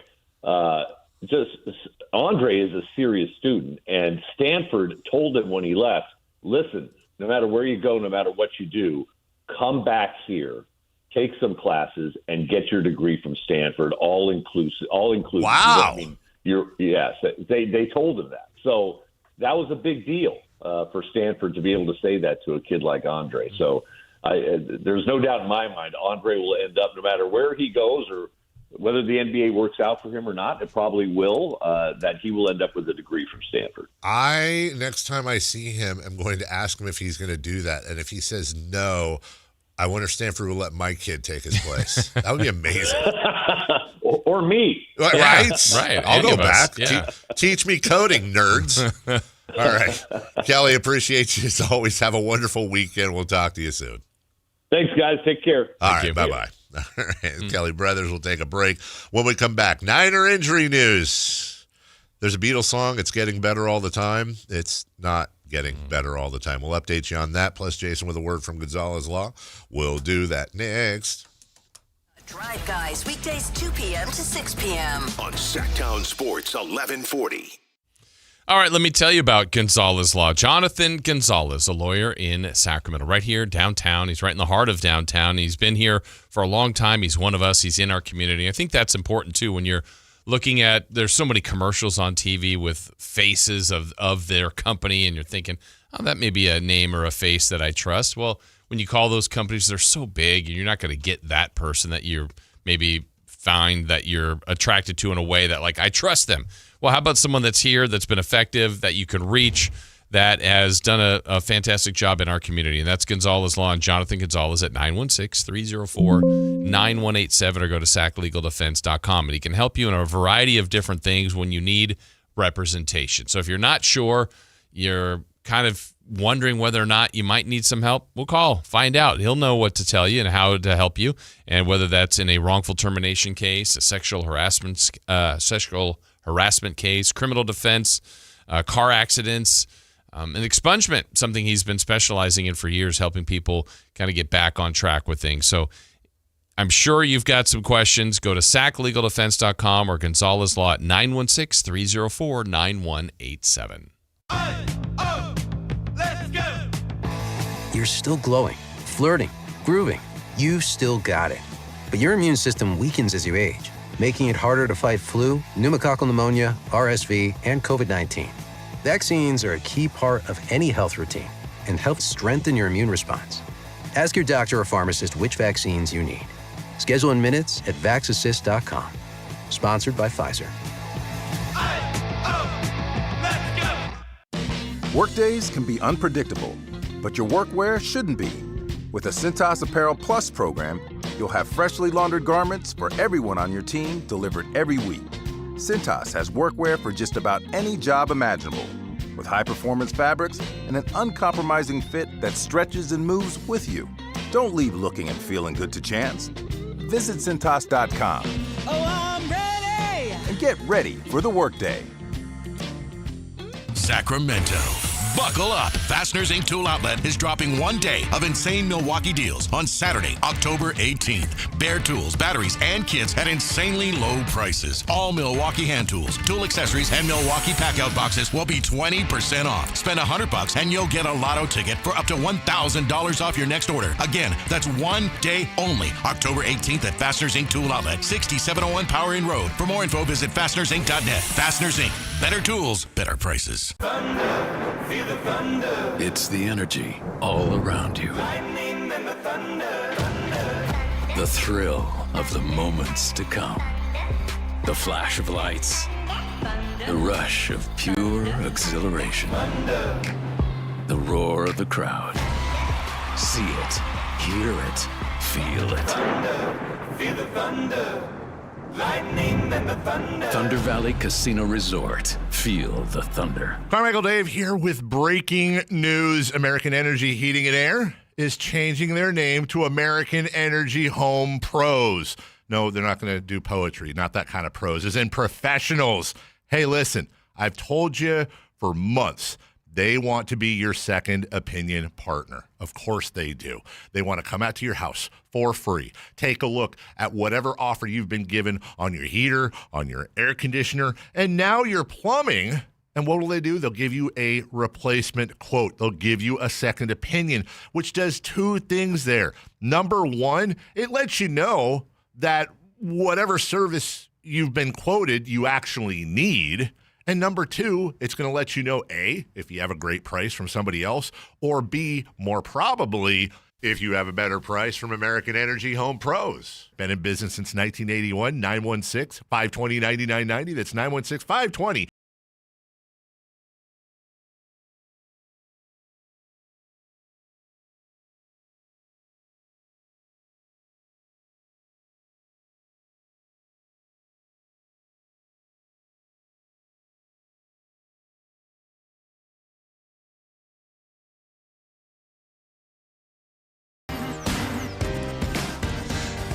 I'm not biting. On. Hello. Huh. This Bad Bunny stuff. I already nibbled. Oh. Like a bunny. I'm not biting. I want to.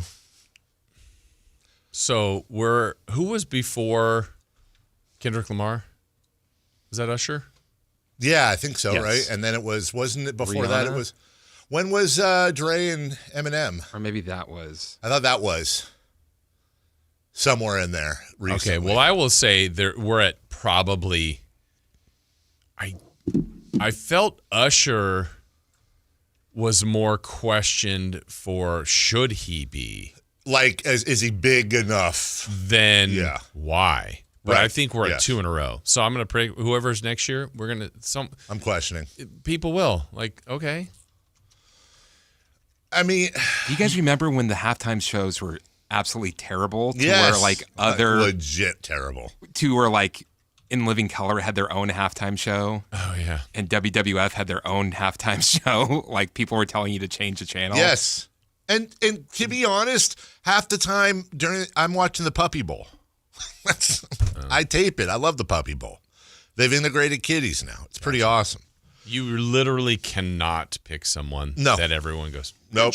Good job, There NFL. is nobody out there that now you could probably play percentages. You know, I'm sure I don't know. Like I'm a throwback. I love Paul McCartney. I promise you, if they put Paul McCartney out there, 80% of Christopher Lauds in the world would be like, oh God. And I get it. Yeah. I get it. But I just explained to you what I do. It's like, oh, okay, well, just do something else. That's what for I'm saying. 30 minutes. Also, by the way, 90% of these shows are also like ensemble. Like, I don't think it's just going to be Bad Bunny out there. No. But I like legit, it's hard to have this conversation, not getting political, but and hologram Bugs Bunny. Dude, that would be freaking awesome. But also, like, I don't, like somebody on here is like, oh, Bad Bunny hates America with his lyrics. I don't know. I'm ignorant. I don't know because I don't know Bad Bunny. But then my problem is I guarantee you, I take these folks that are saying this, let me go into your glove compartment or wherever you keep your 8 tracks. And I promise you, I'm going to find Beatles. I'm going to find Neil Young. I'm going to find the Stones. I'm going to find CCR. I'm going to find Jimmy. I'm going to find a lot of this stuff that once upon a time, they also said some things. You know what I'm saying? Like, do we not remember protest music? Do we not remember listen to anything from the 60s, the Beach Boys, whatever? Was that, I wasn't alive then. Was that a thing? So I don't get it. Like, I understand. I'm in the camp of I was not stoked when Bad Bunny was. I 100% not stoked about Bad Bunny. Not stoked because I don't listen to Bad Bunny. I don't hate Bad Bunny. I don't know Bad Bunny. Is there a good Bunny? I don't know. He's a hell of a wrestler. My entire now, knowledge. if you told me that he was wrestling during the halftime show, I am all in 100% for that. My entire knowledge of Bad Bunny is from Happy Gilmore 2.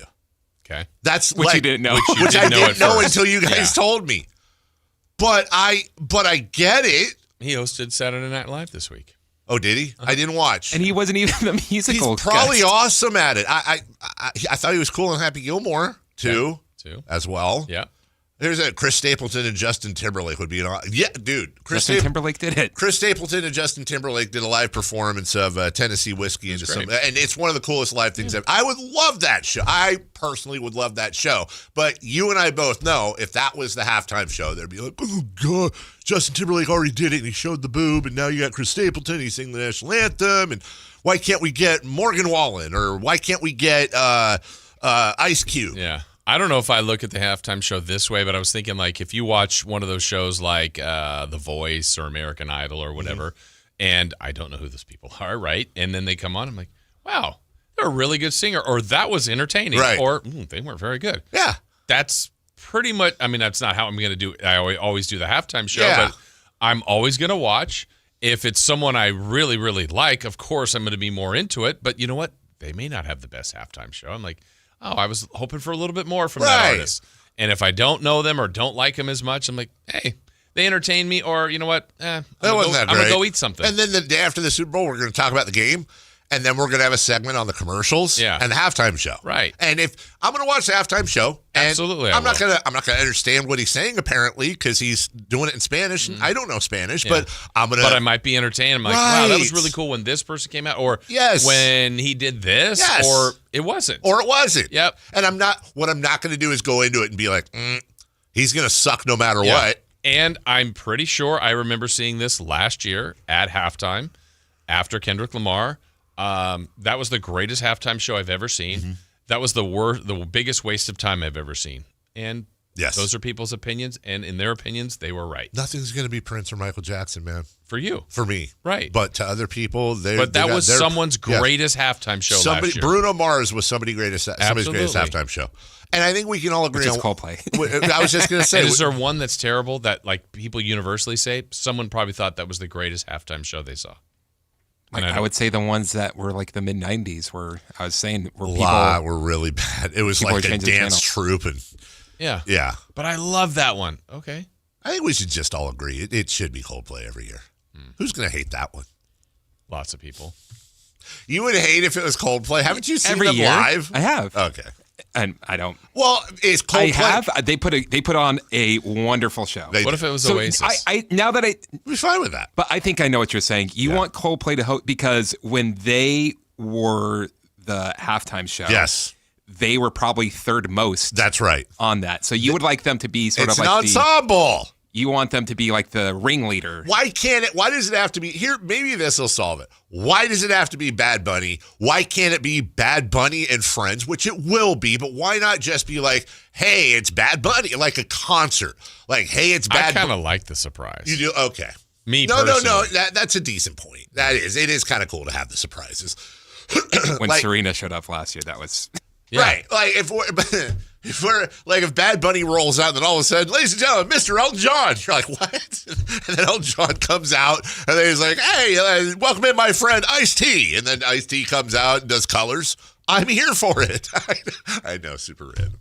Or New Jack Hustler. I'm here for it. I would have picked Good What Bunny. a show by Bad Bunny.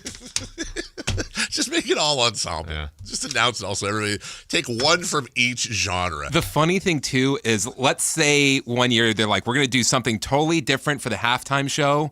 We're going to let the fans vote on who they want to be the halftime show. And who got that win, people would go ballistic on how can people be stupid enough to pick that person. It's true. But somebody will. Like, it would be Taylor Swift every single year. Like, no one would compete with that. It would be Taylor Swift for the next 30 I don't know. years. She's making 66 albums. I'm pretty much waiting for Taylor Swift, the Yellow Pages, Her Way, to come out and it be number one. Anyways. What are Yellow Pages? Right? Good Bunny. The Niners injury news was that a Pillsbury Doughboy laugh? I didn't mean to. The Niners are 4-1, but they're doing it. They're limping around. Smoke and mirrors. Yeah, really, it is. It's the MacGyver year, man. Yeah. And I'm here for it. Those that missed practice on Wednesday. Actually, now that I'm looking at the list you wrote up, Jason, not that bad. Okay, what you got? Brock Purdy. Well, that's the starting quarterback, Dave. Okay. Matt Jones. That's the backup quarterback, Dave. Ricky Pearsall. That's probably receiver 1. Okay. Juwan Jennings. Receiver 2. Isn't Alfred Collins the guy that forced that fumble? He did. Yeah. Critical in the win. Yeah, he's not. He didn't practice. Yetur Gross-Matos. Gross. He plays a lot. Yeah, Jordan Watkins. Okay. Chris's brother. Yep. Robert Beal also plays for the Suns, or did before he got bought out. And CMC, Chris McCaffrey. Well, he was resting. But did not practice. Trent Williams. He's kind of a big deal. Yeah, it sounds like Pearsall won't be playing this week. And I don't know, I have 2 quarterbacks out as of now. Man. And it's not a must-win this week, but it's a big game with Tampa. Yes. They got another one and beat them to go to 5-1. One of the better teams in the NFL. It's working so far. I see no. Well, we'll get to our picks later. Yeah. As we get to break here, Metallica would have been the perfect choice considering they're from the Bay Area. Agreed. Obviously would have been. And if you put out Metallica, Green Day, Journey. and then a Journey reunion. But again, you'd have a bunch of 20-somethings and be like, man, why don't you just roll out Beethoven, boomer? And here's E40. Right. Yes. And who's saying that any of those people might be showing up? With Bad Dude, Bunny? I am here for a Bad Bunny Metallica compilation. 100%, man. Then we're going to get, I can't believe Metallica performed with Bad Bunny. I'm done with them. Just have Bad Bunny and Lee Greenwood do a duet. And everyone's happy. Everyone's happy. 9% of the population's head exploded during the halftime show. I got in so much trouble a couple years ago because Lee Greenwood, what's the song? The Proud to Be an American song, right? Is it that one or Proud to Be a Canadian? No, or it's Proud to... and it was like I don't know if you saw it. It was like a compilation with Lee Greenwood and then like a bunch of, it was during COVID, right? So they had like some military people singing and all that. And it was like this like 12-part harmony, and I tweeted it out and I was like, wow, man, this is a really cool version of this song. Holy crap. That was not well received by many people. I was just like, I like this song. It sounds good. There's harmony. Oh. Shame on you for having an opinion. Bad Bunny, Lee Greenwood. That's great. That's a texter who brought that up, and I couldn't agree more. No, My Chemical Romance. Oh, that's Steven. My Chemical Romance. No, not thick enough. We'll take a break. When we come back. Thick. When we come back, we're going to welcome in Sam Amick of The Athletic. But before we welcome in Sam, we're giving away today's code word. That's your raffle ticket into our contest that will give you a pair of lower-level seats to go see the Kings in Oklahoma City November 7th, a stay at the Kimpton Sawyer, a wonderful hotel I've stayed in a couple times. It's fantastic. And a $200 gift card to Revival. I'm told it's downtown Sacramento social hotspot. We got all that for you. We'll give you the Thursday code word. We'll do that next. Visit SacktownSports.com and join the Sacktown Sports 1140 newsletter. This is the story of the one. As a safety manager at a manufacturing plant, he does everything he can to keep his coworkers safe. From finding ways to reduce risks to keeping safety supplies in stock. And for that, he relies on Grainger. Grainger offers a broad range of quality products and next-day delivery, so he can always play it safe. Call 1-800-GRAINGER, click Grainger.com, or just stop by. Grainger, for the ones who get it done. At Valley Strong Credit Union, we know that local businesses are the backbone of the Central Valley, investing in our neighborhoods, boosting the economy, making the Valley stronger. But when it comes to their finances, where can they turn? A big bank that just sees another number? That's not good enough. Valley businesses deserve Valley support for payroll, credit, cash flow, and everything in between. Valley Business is Valley Strong. Learn how our cash management services can support your business at valleystrong.com. Hey man, gaining weight, low energy, lost drive? It could be your testosterone. Revive Men's Health Sacramento helps men get their edge back. Meet Tyler, Revive Men's Health Director of Operations. When men start treatment, it's not just their labs that change. You see it in their posture, their energy, and how they walk into the room. That's why I do what I do. Call 916-619-3000 now to book your free testosterone test, exam, and consultation. That's 916-619-3000 or schedule anytime at ReviveMen'sHealth.com. Right now, receive up to a $25 O'Reilly gift card after rebate with the purchase of select Superstart batteries at O'Reilly Auto Parts. O'Reilly Auto Parts. How can you free your team from time-consuming office tasks? Amazon Business. Smart business buying tools enable buyers to find and purchase items fast so they can focus on strategy and growth. Free up your teams and focus on your future. Learn more at AmazonBusiness.com. When your name's on the paint job, your primer better hold up. Painters trust Kills primers for serious adhesion, stain blocking, and a finish that lasts. Now, the full Kills lineup is available exclusively at the Home Depot. Need it fast? Get same-day or next-day delivery, or order online and pick it up in-store. Kills primers. Pro results. Faster. The Home Depot. If you're a pro, you know.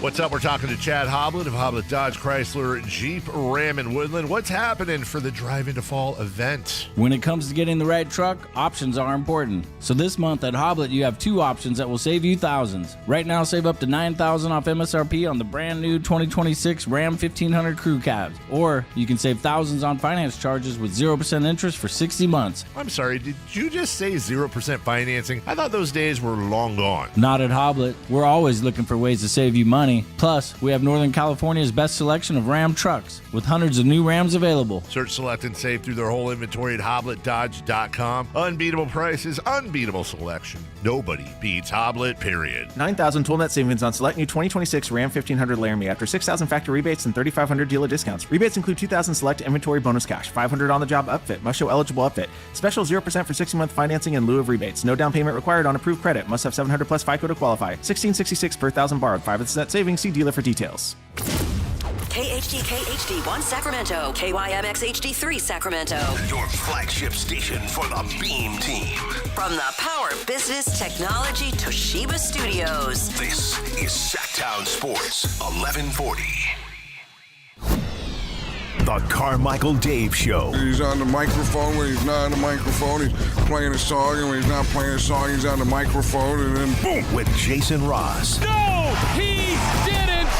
Yes, he did.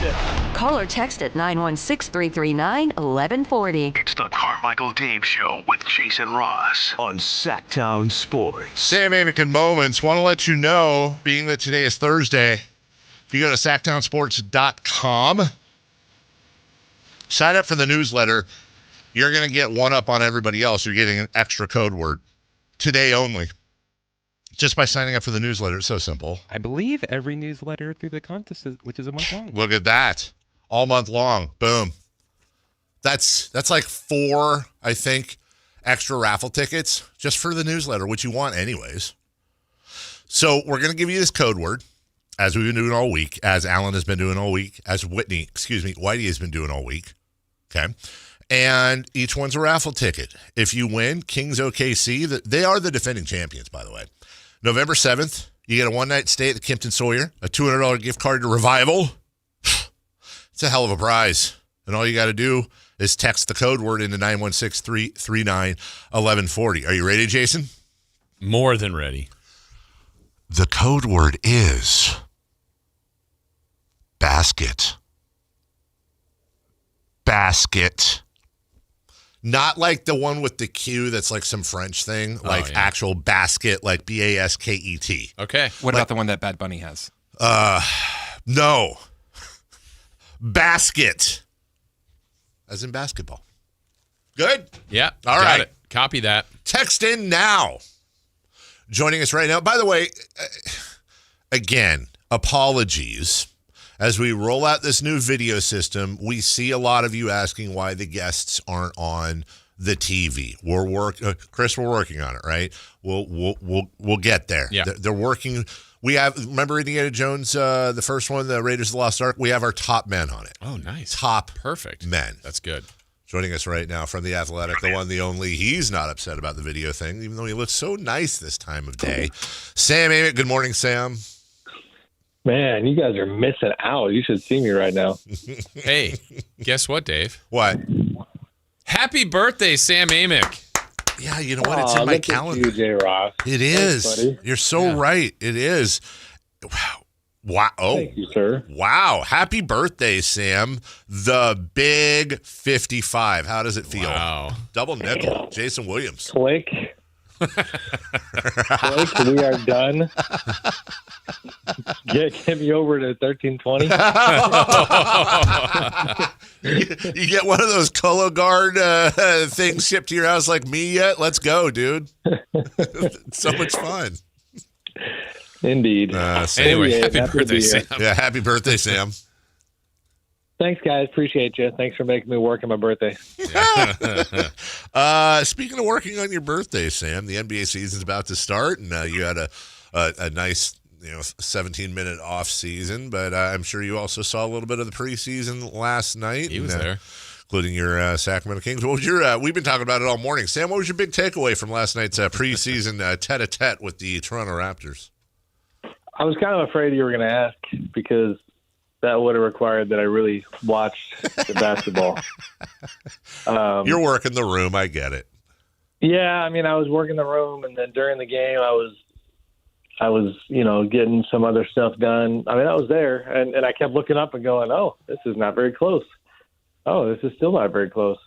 I mean, I didn't study the final box. It seemed like, you had the legitimate core playing for, most of the game. It's preseason, so it's always hard to figure out what it means, but not to, clearly I don't have a ton of analysis on the game. I do wonder, because I didn't hear the post game, what was Doug's messaging and some of the guys in terms of, what substance they pulled out of it.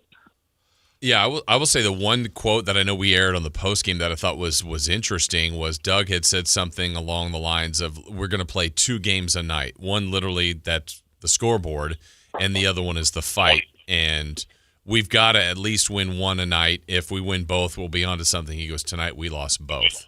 Chris, can Sam hear if I play something? I think he can, right? No? Yes? Just okay. I'm just going to play this real quick. This is to your question, and Jason described it perfectly. But here's Doug Christie last night post game, and I will. Nope, I haven't. There's the game, and there's the fight. So we got 164 games. Okay, every night we gonna win one of them. If we win both, we doing something. Tonight we lost them both. And I said, let that be the last time that we always gonna win the fight. And unfortunately, and most people go, well, the last team came in. No, because we do it together. It's all of us. They came back and threw some punches, but it is a group effort from one to the end of the bench. And all the coaches and everybody on the staff and it's everybody. So unfortunately, we lost both of the games tonight. Unacceptable. And that will be hopefully the last time that happens. That was my conversation with them. All right, so that was, we bring Sam back in. I hope you were able to hear that, Sam. That was the gist of what Doug said last night, Sam. Yeah, it's interesting framing. All the years of coaching press conferences and cliches that I've heard and we've heard, and I'm not even trying to be funny, like that kind of framing is somewhat unique. And also impressive, quick math by Doug there. It's what strikes me is it's like, dang, and I get it. He's trying to set a tone, but it's a little intense for, the beginning of the preseason. But I think that speaks to the fact that even though a lot of people around the NBA don't expect much of this group, and I think even some of the fans and media had been a little apathetic about, everybody's focusing on the roster and where things might change. And, Doug is, and we talked to him at a recent event that they had, he's trying to make this group do something, and he does have a vision. And I think it's going to be a tough one to pull off, but I think he's trying to lead the way with that competitive spirit that he was known for as a player. And I think that's what you're hearing there. And that's, Sam Abel joins us. It's always my worry about Doug is Doug's also, he is Nick Clifford. He is Keegan Murray in the sense that, those are young players we're trying to figure out how good they are. It's the same thing with Doug. He's effectively a rookie coach. We're trying to figure out how good he is. It's going to be difficult for a number of reasons. Number one, the ingredients he has in the kitchen. Number two, I think we can all agree if Scott Perry has his way, this roster ain't going to be the same in February as it is right now. But then you also have Sabonis last night said that the last night's game was much sloppier than what he witnessed in training camp. And I'm not also trying to be funny here, but legitimately in training camp, they've been defended by the Sacramento Kings. So that offense is probably going to look a lot better than it does against a team that does pick up defense cover to cover. So could this have just been a situation, Sam, where you saw the youth in the fourth and they seem to have a lot more of Doug's fingerprints on them than the veterans did in the first quarter? Could that just be a situation where the vets are like, yeah, okay, whatever, dude, I just need to get paid? Well, I don't know the answer to that question. That has certainly been, it's a massive question for this team. To that point, I had been struck heading into the season by the level of optimism both on the coaching staff and even though I do think what you said about Scott is accurate, with Scott and B.J. Armstrong is his number 2 now in the front office, they weren't signaling or messaging there's just a bunch of placeholders here. They do want to compete, and they did have also some optimism about, having 6 guys who can get a bucket, for example. And if you watch the Thunder, and I think I might have said this last week, the Thunder and Pacers finals, it's like, okay, just a bunch of guys who can make a play. And there's a loose thread there where you go, yeah, that's better than having guys who can't pass the ball and can't score the ball. But defense is obviously the number one issue. And so it was like, could they get this group to defend? And then also, can they have an offensive system that maximizes all that scoring talent while somehow mitigating the fact that there's only one ball and you got a bunch of high usage guys who are used to having it in their hands. So it's a long-winded way of saying, like, they've been somewhat bullish on the vision, but it requires the veterans that you're talking about, Dave, to really, you're really teaching old dogs some new tricks. And I think that's going to be tough. You had said, Sam, obviously I saw you at the game. You were at the game, but you were working on some other things. Was any of that Kings related that you can share, or was it kind of more of league stuff that you're kind of snooping around on? No, I was just basic stuff. I mean, we put a story out yesterday that honestly is more interesting to me than I think the public is giving it credit for just yet, as far as the Maverick Carter's involvement, and then and Maverick, as you guys know, is LeBron's longtime partner. We wrote a story yesterday about this league, women's league, and potentially a men's league that is being built, that has got NBA people talking about almost like a live golf type of deal. So I was dealing with that. I was dealing with some other, just preseason stuff, but nothing too sexy.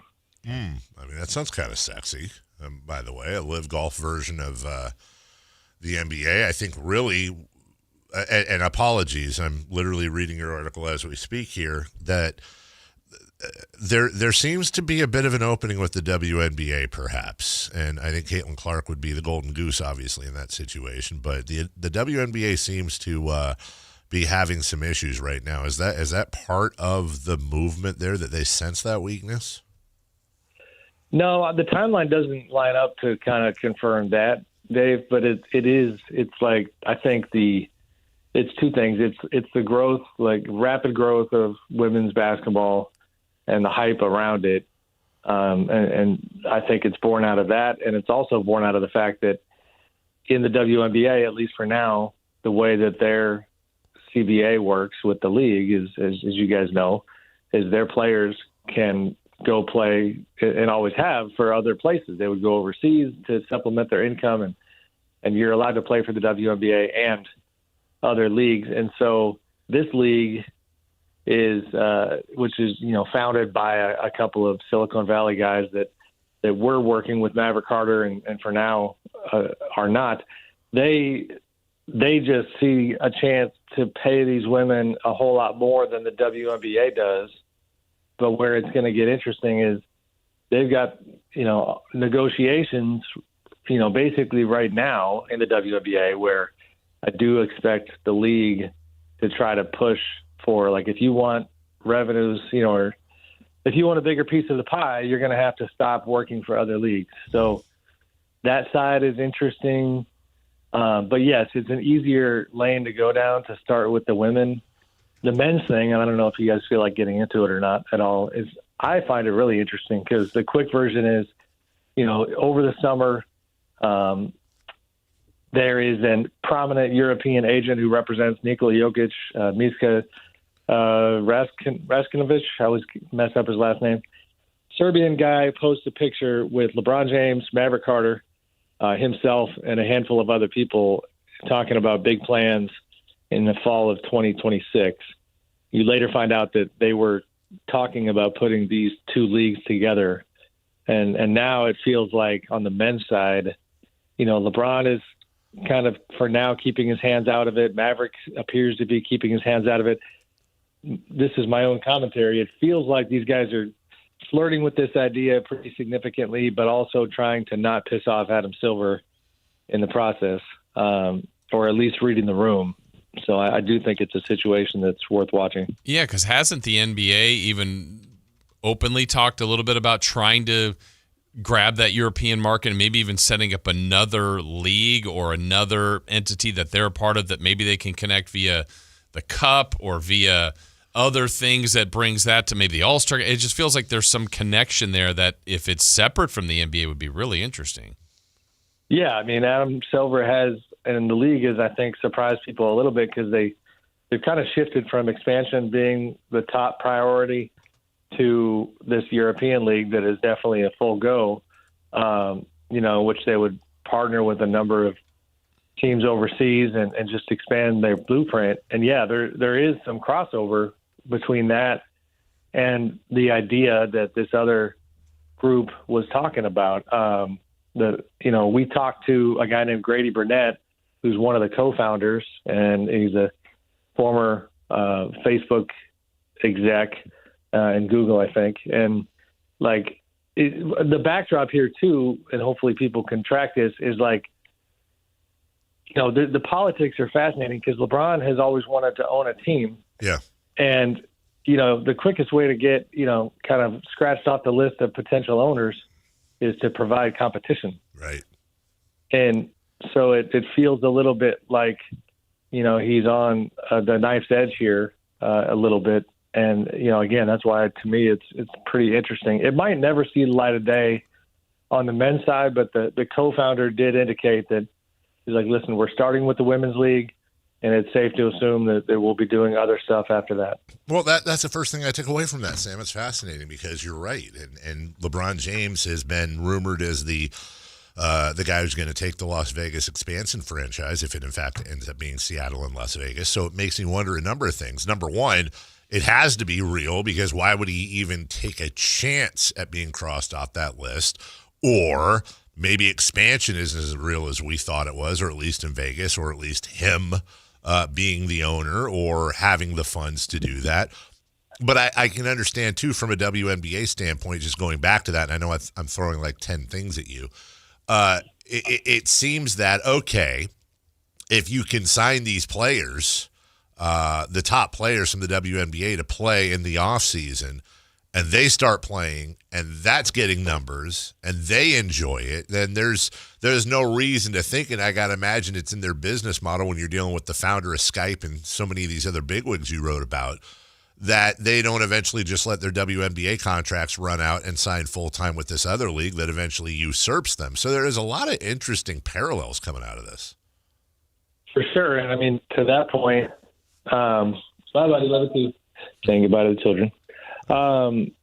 Is that I don't have the numbers in front of me, but, the vast majority of WNBA veterans are going to be, their contracts are up this summer.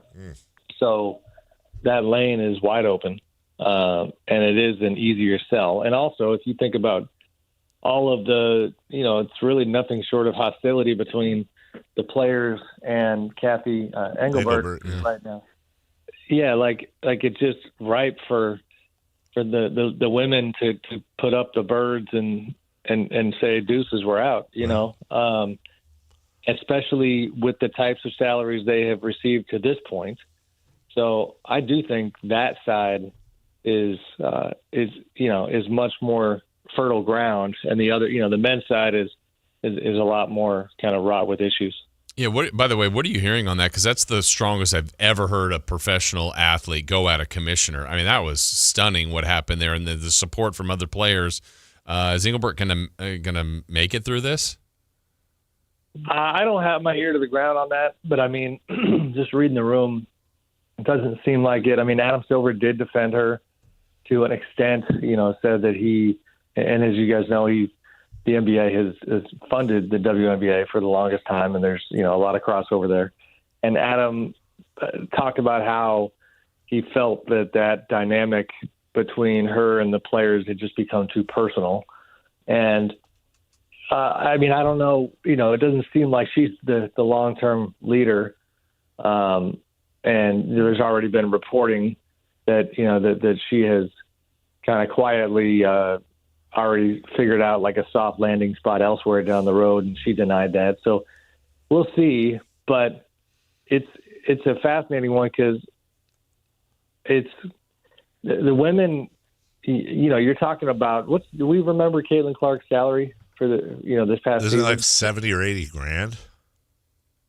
It might be a little north of that, but it's not a lot. You're talking, exactly. So like the nothing to lose vibe, I guess, on the women's side, I could definitely see them saying, screw it, let's do this. The W, if we need to come back to it, I don't know how they're going to play it, but the risk is nothing compared to the men. Because on the men's side, and I'm the farthest thing from a golf expert, but if you go back to the live golf parallel, you had a lot of really historic golfers go ahead and make that choice.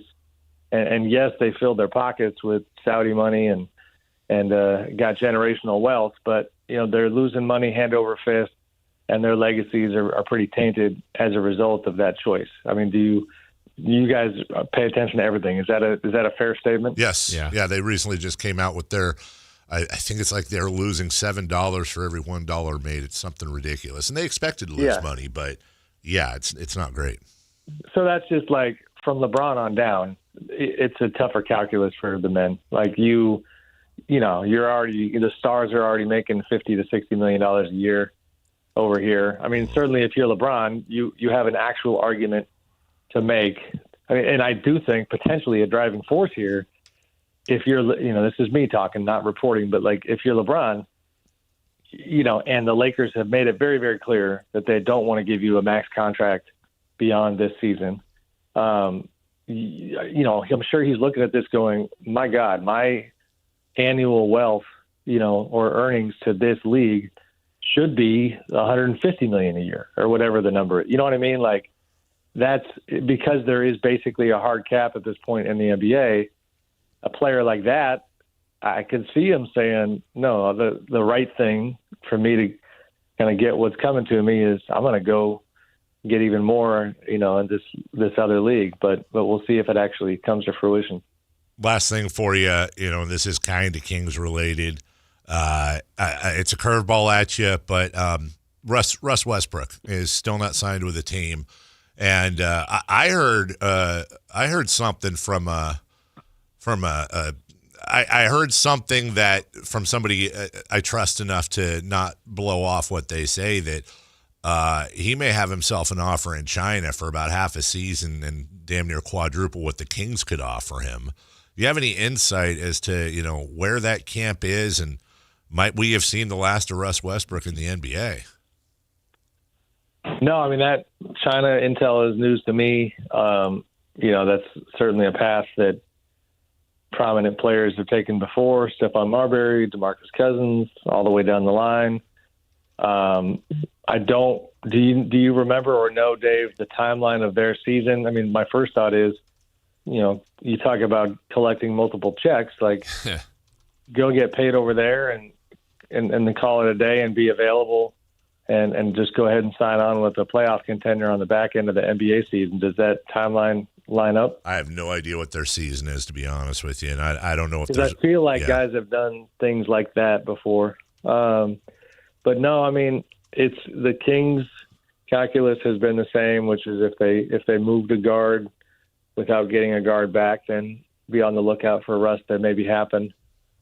But it's interesting. I know we probably got to go, but I spent some time around the Nuggets recently, and I don't know where I finally landed on like their ultimate reaction to the Russell Westbrook experience. But there were people with the Nuggets that even with the difficulties that he presented personality-wise, there were some really smart basketball people that just very plainly stated, like, it's bonkers that he's not employed. He's way too good to not be in the NBA.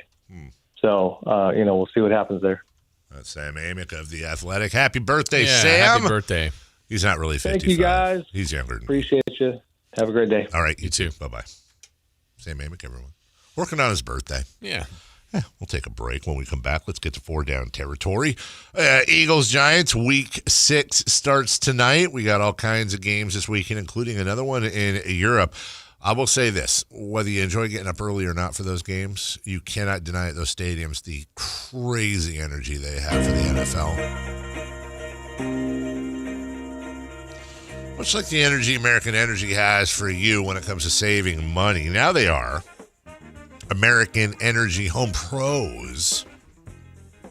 Because much like you want to fold the beaten egg whites into the mixture for a fluffier type of pancake, they have folded plumbing into their group of services. So maybe you have an issue with your furnace. Maybe you need a tune-up on your air conditioning.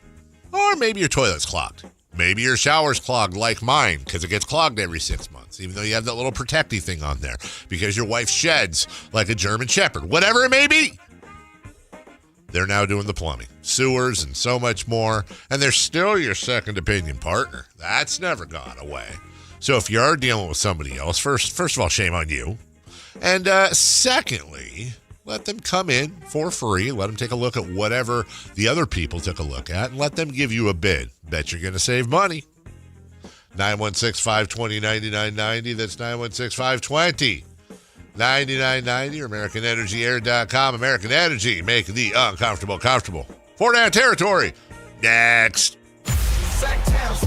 Sunday, the 49ers take on the Bucks. Kickoff at 10 a.m. The 49ers play here. Sacktown Sports, 1140. Stockton 99 Speedway, Saturday, October 18th. It's championship night. Late models, modified sprint cars, and the insane trailer racing. Plus a huge fireworks show to light up the sky. Tickets start at just $20. Don't miss the season finale. Stockton99.com. The statewide special election is November 4th. All registered voters will receive their ballot in the mail. Check to make sure you're registered correctly at elections.sackcounty.gov or call toll-free 800-762-8019. Hi, this is Greg Papa. Disasters hit every day. If your home, business, or building has suffered from any disaster, SunPoint Public Adjusters can help. SunPoint prepares, presents, and negotiates your claim with the insurance company, working only for you, making sure you get everything you're entitled to and letting your focus be on what's most important, your family or your business. Call SunPoint today at 888-247-7865 or contact us at sunpoint.us. SunPoint Public Adjusters, the gold standard in public adjusting. License number 2N14884. Hello, Sacramento. I'm Emran Pilati, owner of True Sports Cards and Collectible Store here in Rockland, California, and the host of the True Sports Cards Show that airs right here on Sacktown Sports 1140 every Saturday from 10 to 11 a.m., where we discuss the latest trends, hottest products, and deliver exclusive interviews with other industry leaders. And don't forget to visit our shop, True Sports Cards, at 6661 Stanford Ranch Road in Rockland and see what we have for all your sports card and memorabilia needs. When I was a kid, I remember my dad, a lineman, leaving in the middle of the night. Families were depending on him to get their power back on to keep them safe and warm. Watching him taught me that this work isn't just about wires and circuits. It's about people and the trust they place in us when the lights go out. That's why I started Maverick Electric Heating and Air, to carry on that same promise of showing up, doing it right, and protecting families when they need us most. Visit callamaverick.com. With 25 award-winning years in Northern California, Ashton & Price is your local injury law firm. Pro attorney tip: if a firm presents as local but they're in LA, red flag. If your first consultation is not with a lawyer, big red flag. At Ashton & Price, your first consult is with a local attorney, and if serious injury prevents travel, a lawyer will come to you. Still not enough? George Washington's my uncle. At Ashton & Price, no red flags, just red, white, and blue. Remember, for the best advice, don't think twice. Call Ashton & Price. Only one radio program captures the excitement of hunting and fishing as it happens. The award-winning California Sportsman with Sepp Hendrickson. Only California Sportsman takes you where the action is. Live on the water, live in the blind, and live with the top pros and experts in outdoor sports. California Sportsman with Fishing Hall of Famer Sepp Hendrickson is your premier destination for all things outdoors. Sepp's Saturday Morning Outdoors. Ultimate Bass and California Sportsman, 5 a.m. to 8 a.m. Saturdays on Sacktown Sports 1140.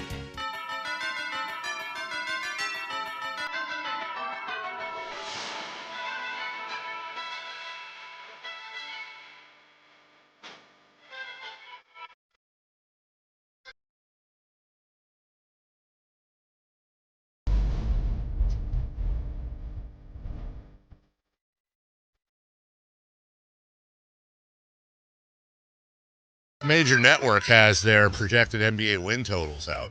A major network? Major. Okay. You're going to be surprised. We'll have this for you next. You're going to be surprised. What a tease. I will say this. Better deliver. I was very surprised. I was very surprised. I'm assuming you're talking about a specific Kings. team. Okay. Very surprised at where they have the Kings and how many wins or losses they have for Sacramento. We'll see if you're as surprised. I would say 8 out of 10 surprising. Okay. 4-down territory, question 1. So you better deliver and you better stand on it. That's right. Stand and deliver. Shout out Edward James Olmos. Question 1. Eagles and Giants tonight on Thursday Night Football. Philadelphia is favored by 7.5. Who would you bet on? Well, I think the first way to answer that is betting is evil. Don't get involved. 1-800-GAMBLER. But your friend's kid may do it. Yeah, my friend's kid will. Oh, he will. You know this for He sure. will.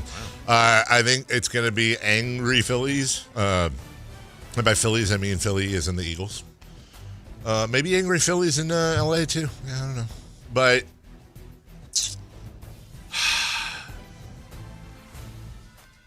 Vegas is good at this stuff, dude. But I would take the Eagles. I think they're gonna.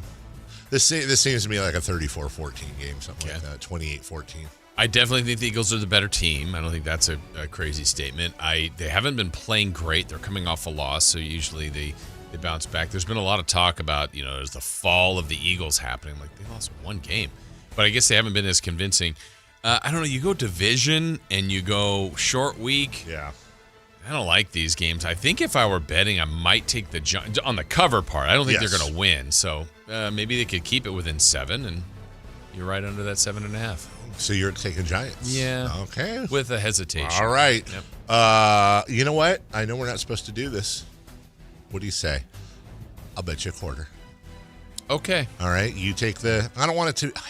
I just don't want it to come between us. Whoever loses. And we're not betting money. You're going to call a quarter of the Kings game. That's exactly Jason. Yes, that's exactly right. Okay. I'm sure G-Man would love that. Yeah. How about a quarter of the Sac State game? Second, I'm. By the way, is it a Sac State game or is it Aftershock and Lollapalooza with these halftime performers? No. Saw that. Yeah, that's wild. That is 100% wild. It's no offense to Fred and the Wilburys, but that's not who they're getting. They're getting like Quavo and other people that I don't know, but have huge followings. Is it Quavo? It is Quavo. Okay. Quavo will be there. That's the crap my son does when all he's ever done is Reddit. It was great. Dude said Quavo. Did you like I heard Bon Iver's coming too. It's Bon Iver. Are the others? I saw the 3 that were listed for the last 3 home games. Yeah. That Quavo was the name I knew. 2 of them have over like millions of Twitter followers. I don't know who the third one is, and he didn't. But I'm assuming he's a big deal. Also, shout out to Chris last night. So we had our we have our show group text, and so it was going back and forth all day. And I wasn't. I was not in a great place when we left here. So like I was just like You weren't. I was not. I was not. And It's never good when I'm walking up the stairs. I'm like, oh, Dave's still talking to the engineer. Yeah, I went right down. I continued the hour-long meeting we had with him down in his office. I was mad because it should have ended with my line. Yes, because we do this thing where I am on the psychiatrist couch in our boss's office, and there's a little mini 49ers football that we throw. And I can't, for the life of me, I've never been able to throw a spiral. You throw one every once in a while.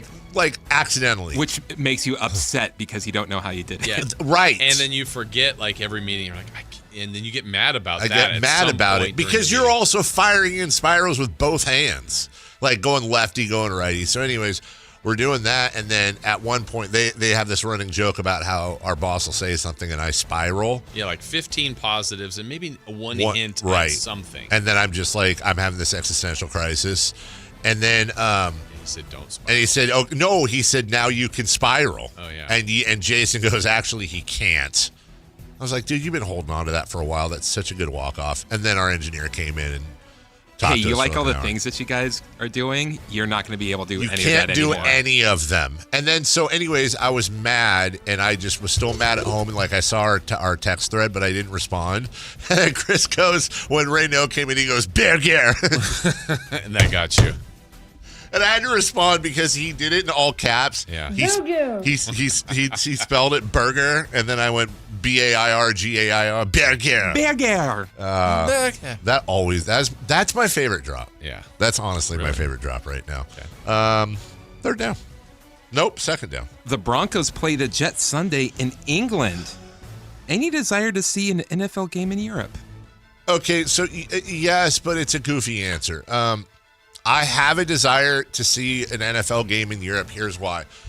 For the longest time at the soccer club, we've tried to bring some things in like fireworks and just things to get the crowd going, right?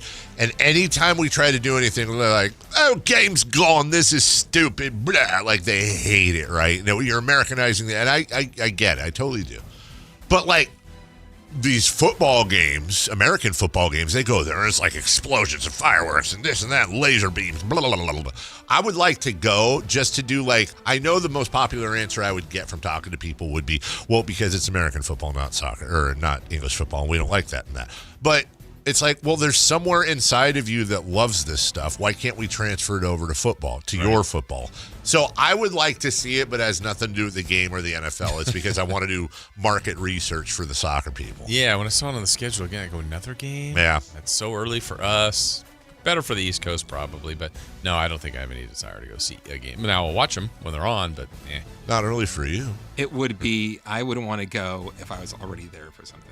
You know what I mean? Yes. Like, Not I make a wouldn't special trip. specifically go out there for Well, it. this is at Hotspur Stadium, too, though, which is just a jewel. I mean, that stadium, from everything you see, is awesome. The thing is, we're on an international break right now, my soccer team. I hate it, too. So I'm actually kind of glad, because now my Saturday at 6:30, I'll have something to watch. How about Sunday? That, too. Okay. Third down. Wow, that just ruined all my plans. As a collective, who is better, the AFC or the NFC? You got the Bills and the Steelers and the Colts and the Chargers and the Broncos and the Chiefs. And then over the NFC, you got the Eagles and the Commanders and the Lions and the Packers. And we thought the Vikings maybe and the Bucks and the 49ers. Yeah, I'm going to say the NFC. Yeah, way more teams above 500 in the NFC. I feel like the AFC's better just in general because of the quarterback play. But not so much this year right now. The NFC, Jason Ross, this is a BANANAS stat. I think there's, 3 under 500? Is it? Yes. Oh, did I guess? Yes. Sorry. BANANAS. Go for it. There are 3 teams in the NFC under 500. Only 3. Out of 16? Isn't that crazy? How many in the AFC, Dave? 1, 2, 3, 4, 5, 6, 7, 8, 9. 9 under? Yeah, there's 9 under 500. The Dolphins, the Jets, the Ravens, Bengals, Browns, the Texans, the Titans, the Chiefs, and the Raiders. The Giants are not in the AFC. So there you go. That's 9. the song is how you'll remember going forward. Now I know. At work. Yes, exactly. When you're telling people the under 500 teams at the AFC. 100%. Dave's song. That's my AFC under 500 song. Yeah. Coming soon with Whitey's pre-boarding song. Can we hear your NFC under 500 song? The Giants. Did I say 3? I meant 4. The Giants, the Panthers, the Saints, and the Cardinals. They're all under 500. Bloop. That's that. Smash hit. I'm bleeding. Jeez. What? I'm bleeding. I'm literally bleeding right now. I scratched my leg. Gross.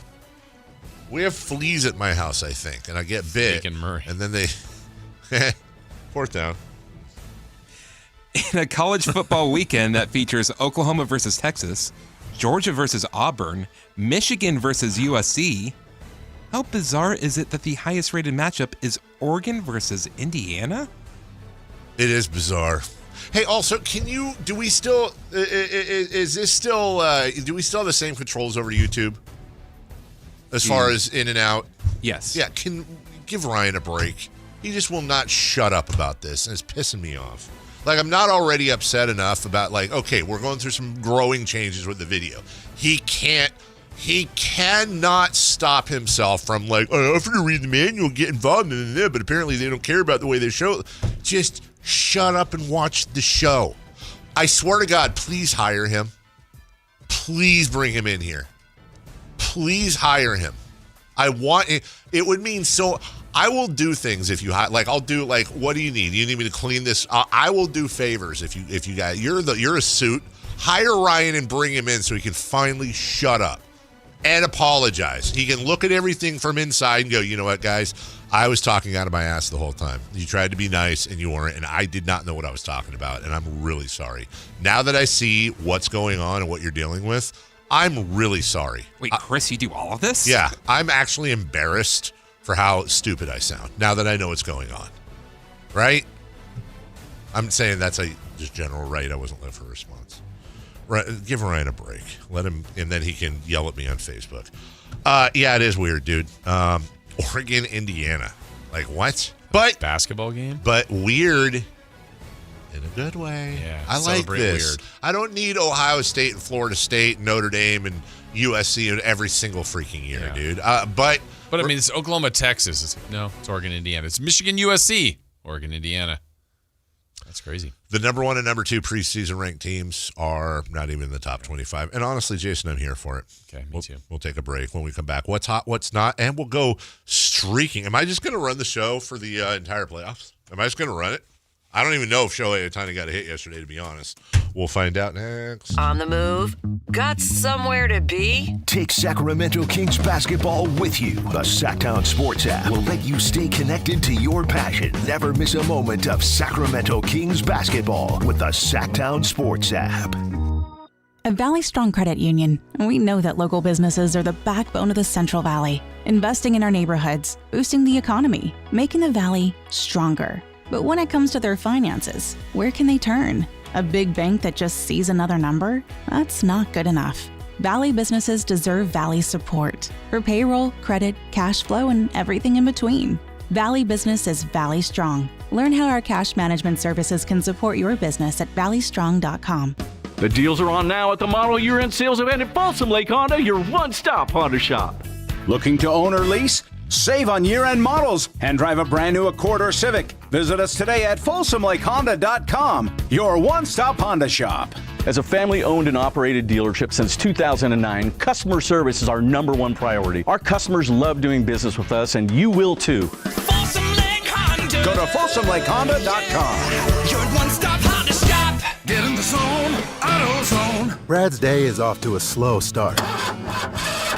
So he heads to AutoZone, where batteries are as low as $89.99. Sammy, a local AutoZoner, tests his battery for free. Looks like he just needs a charge. And Sammy does that for free too. In no time at all, Brad is back on the road, ready to finish the day strong. Free battery testing and charging at every store. No hassles, just help. Get in the zone, AutoZone. Restrictions apply. Wesley Financial Group is not a law firm, and Chuck McDowell definitely not an attorney. This is Chuck. If someone talked you into buying something really silly and you want to get out of that silly little thing, my advice, get the facts. Call me and I'll send you our timeshare exit kit absolutely free. Inside, you'll learn how timeshare works and all your options for cancellation. Call Wesley now for your free exit info kit. 800-329-2121. That's 800-329-2121. Whoa, it's you, the Capital One Bank guy. That's what they call me. Mind if I get a selfie? Yeah, sure thing. Say no fees or minimums on your Capital One checking account. Wow, that's a keeper. So, where are you heading? I'm off to spread the good news that Capital One helps people keep more money in their wallet with no overdraft fees. Oh, you're the best Capital One Bank guy. Hey, mind if I get a selfie? Sure. Say, Capital One, what's in your wallet? Terms apply. See CapitalOne.com/bank for details. Capital One NA, member FDIC. I'm Scott Hansen, host of NFL Red Zone. Lowe's knows Sundays are for football. That's why we're here to help you get your next DIY project done, even when the clock isn't on your side. Whether that's a new Filtrete filter or Bosch and Cobalt power tools, Lowe's has everything you need to feel like the MVP of DIY. So get it done and earn your Sunday. Shop now, in-store and online. Lowe's, official partner of the NFL. The excitement of the game is here, and so are the model year-end savings at Stockton Honda, the best Honda dealer in Northern California. Score big with low payments, more for your trade, and a huge selection. Don't wait. The clock is ticking at StocktonHonda.com. Anytime, anywhere, it's all here. StocktonHonda.com. Based on the results of the study, recognized on June 18, 2025, USA Today's list of California's top car dealers 2025. Sacktown Sports has your ticket to the biggest live events going on in our region. First up, get in the game Halloween weekend at the Sinners and Saints Halloween Party and Costume Contest at the venue at Thunder Valley, October 25th. Then, country fans, the spotlight's on the brand new Channel 24 venue in Sacramento as Cameron Marlowe takes the stage October 28th. Comedy lovers, don't miss the one and only Trevor Noah, November 9th at the venue at Thunder Valley. The action keeps rolling with Jesse McCartney at Channel 24 Sacramento on November 14th. The same night, legends, the Isley Brothers bring the soul to Hard Rock Live. Rock icons Heart storm Hard Rock Live on November 21st, followed by the Stray Cats November 23rd. Laugh it up with Mike Epps on December 5th at Hard Rock Live Sacramento. Sacktown Sports is your home court for live events. Head to sacktownsports.com. That's sacktownsports.com for more info. Capital Casino, Sacramento's #1 poker room with primetime football. It's back. Capital Casino is giving away $500 per game in high-hand bonuses for every Sunday, Monday, and Thursday night primetime game, offering the best food, best service, and the best action with the most variety of games in the region and conveniently located at 411 North 16th Street in downtown Sacramento. For more information, log on to capital-casino.com, and please gamble responsibly. 1-800-GAMBLER. What's hot, what's not? Brought to you by American Energy Home Pros, making the uncomfortable comfortable. Head to AmericanEnergy.com to find out more. What's hot? Yeah, hot. Real hot. And what's not? It's not good. Brought to you by American Energy Heating and Air, Sacramento's complete heating and cooling company, and second opinion partner.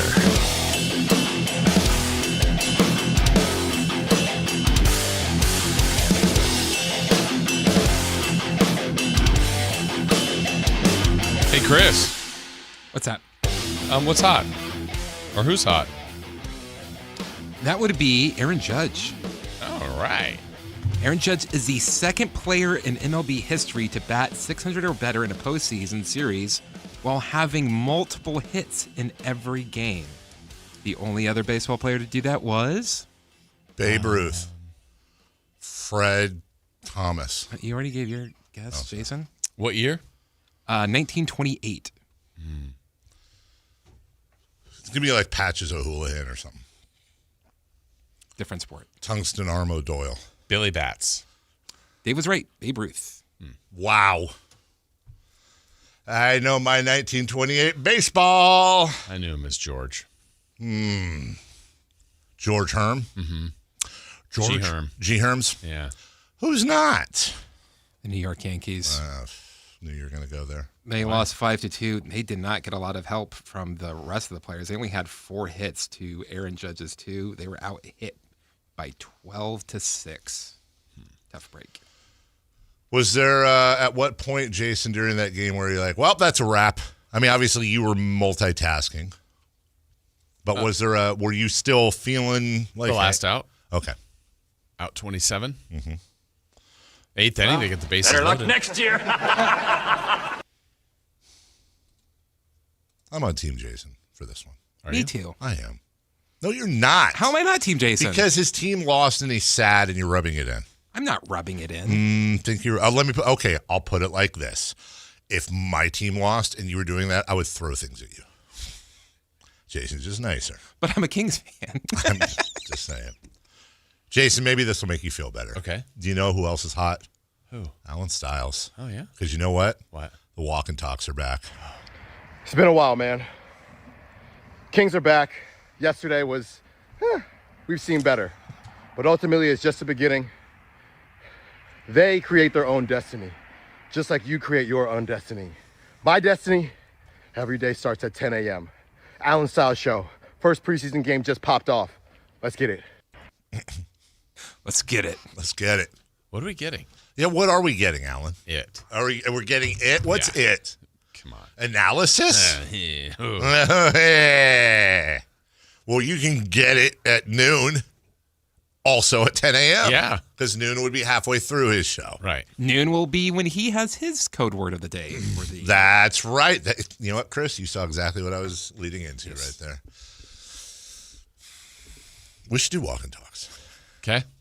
Alan sounded a little out of breath. He was, maybe he had just run. Just ran? Just ran. That Run, sucks. ran. That's what we assume with him, but if it was me doing that, I was out of breath. I'm like, hey, he's just walking. Dave got out of the car. Yeah. I'm getting to the. How old are you, Dave? I'm so old. This is how old I am. I make noises now when I get up. You know, like you get. You get out of the car and it's like. Sounds like one of those Halloween sound effect records. Remember those? Yeah, see, a little snort. I remember those where you'd have like the ooh. My friend had like a little Fisher-Price record player with one of those when we were like very little, and he would just play the scary sound effects. Ooh. Yeah, like the door opening. You know, one of those, the creaky door. Why are there always creaky doors in haunted houses? You know, just a little WD-40. Yeah, because you'd be more scared by a door that makes zero sound. Thank you. Door opens like that, you know someone's coming. Yeah. You know.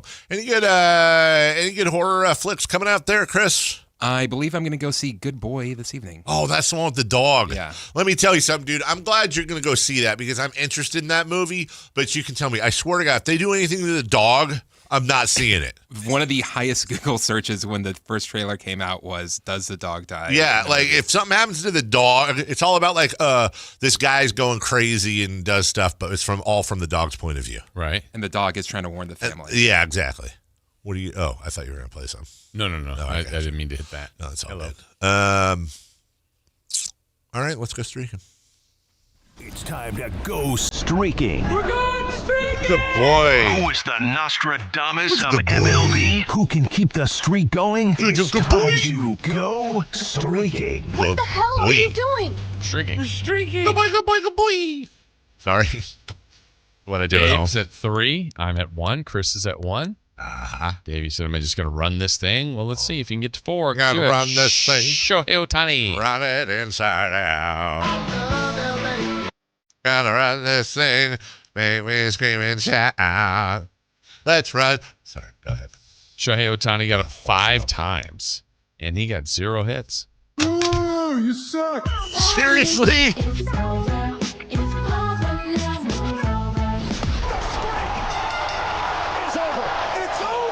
Jeez. It was great. I wouldn't have bet on that. It's batting 174. Well, whatevs. Keep it going, Shohei. Wiener.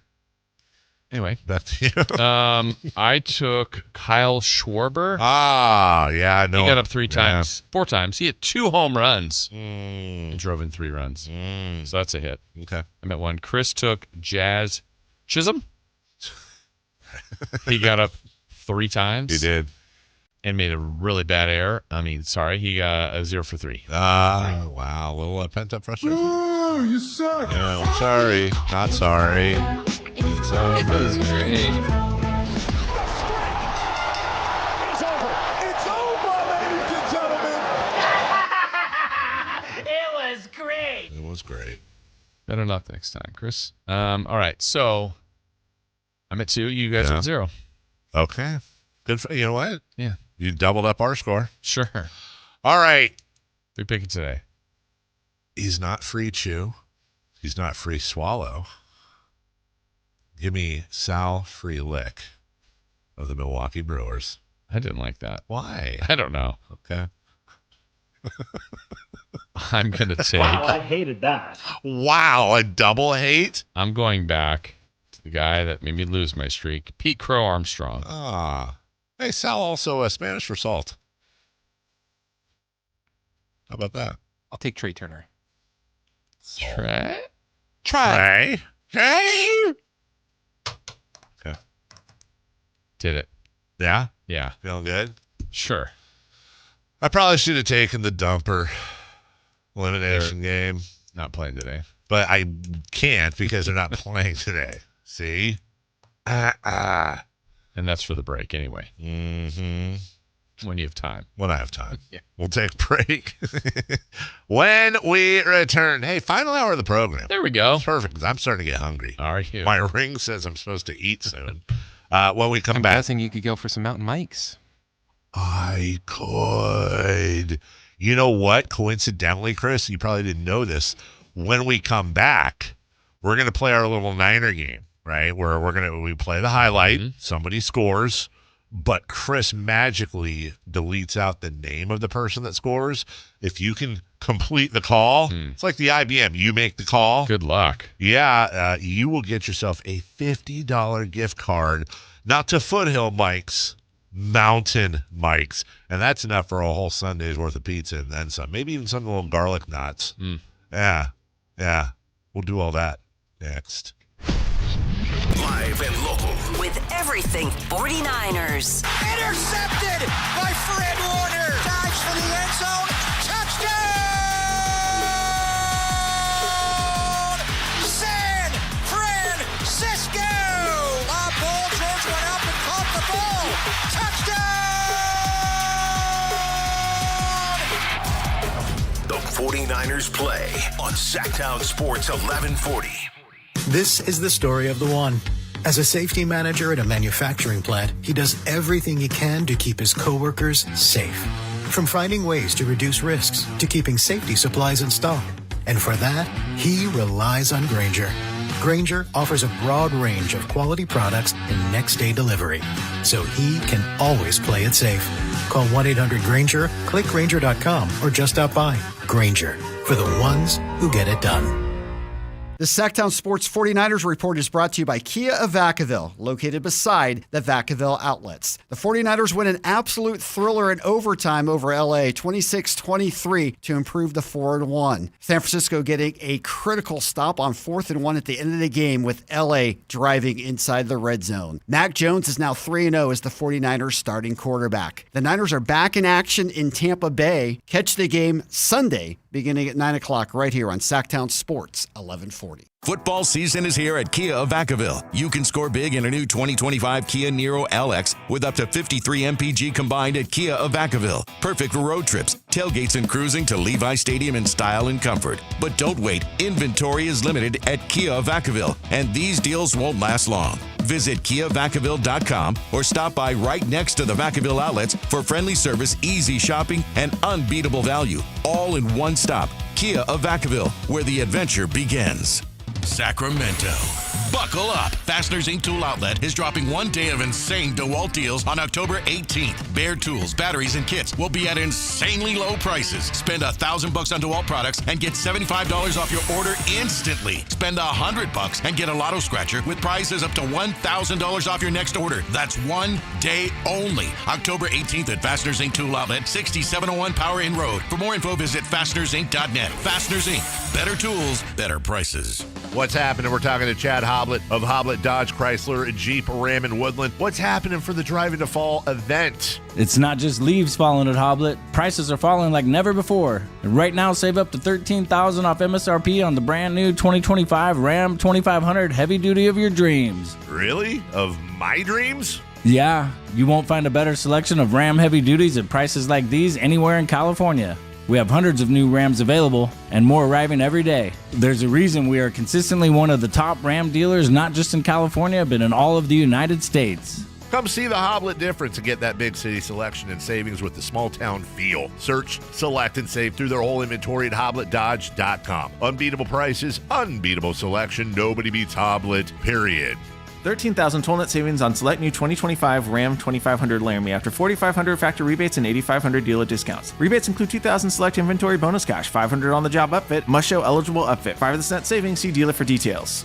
KHD1 Sacramento, KYMX HD3 Sacramento. From the Power Business Technology Toshiba Studios. This is Sacktown Sports 1140. The Carmichael Dave Show. He's on the microphone when he's not on the microphone. He's playing a song, and when he's not playing a song, he's on the microphone, and then boom! With Jason Ross. No, he didn't! Yes, he did! Call or text at 916-339-1140. It's the Carmichael Dave Show with Jason Ross on Sacktown Sports.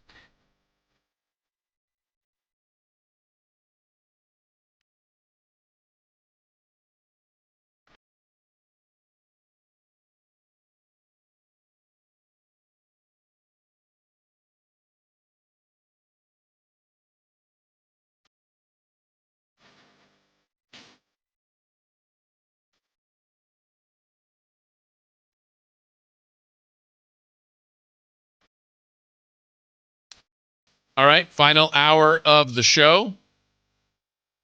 David, are you here?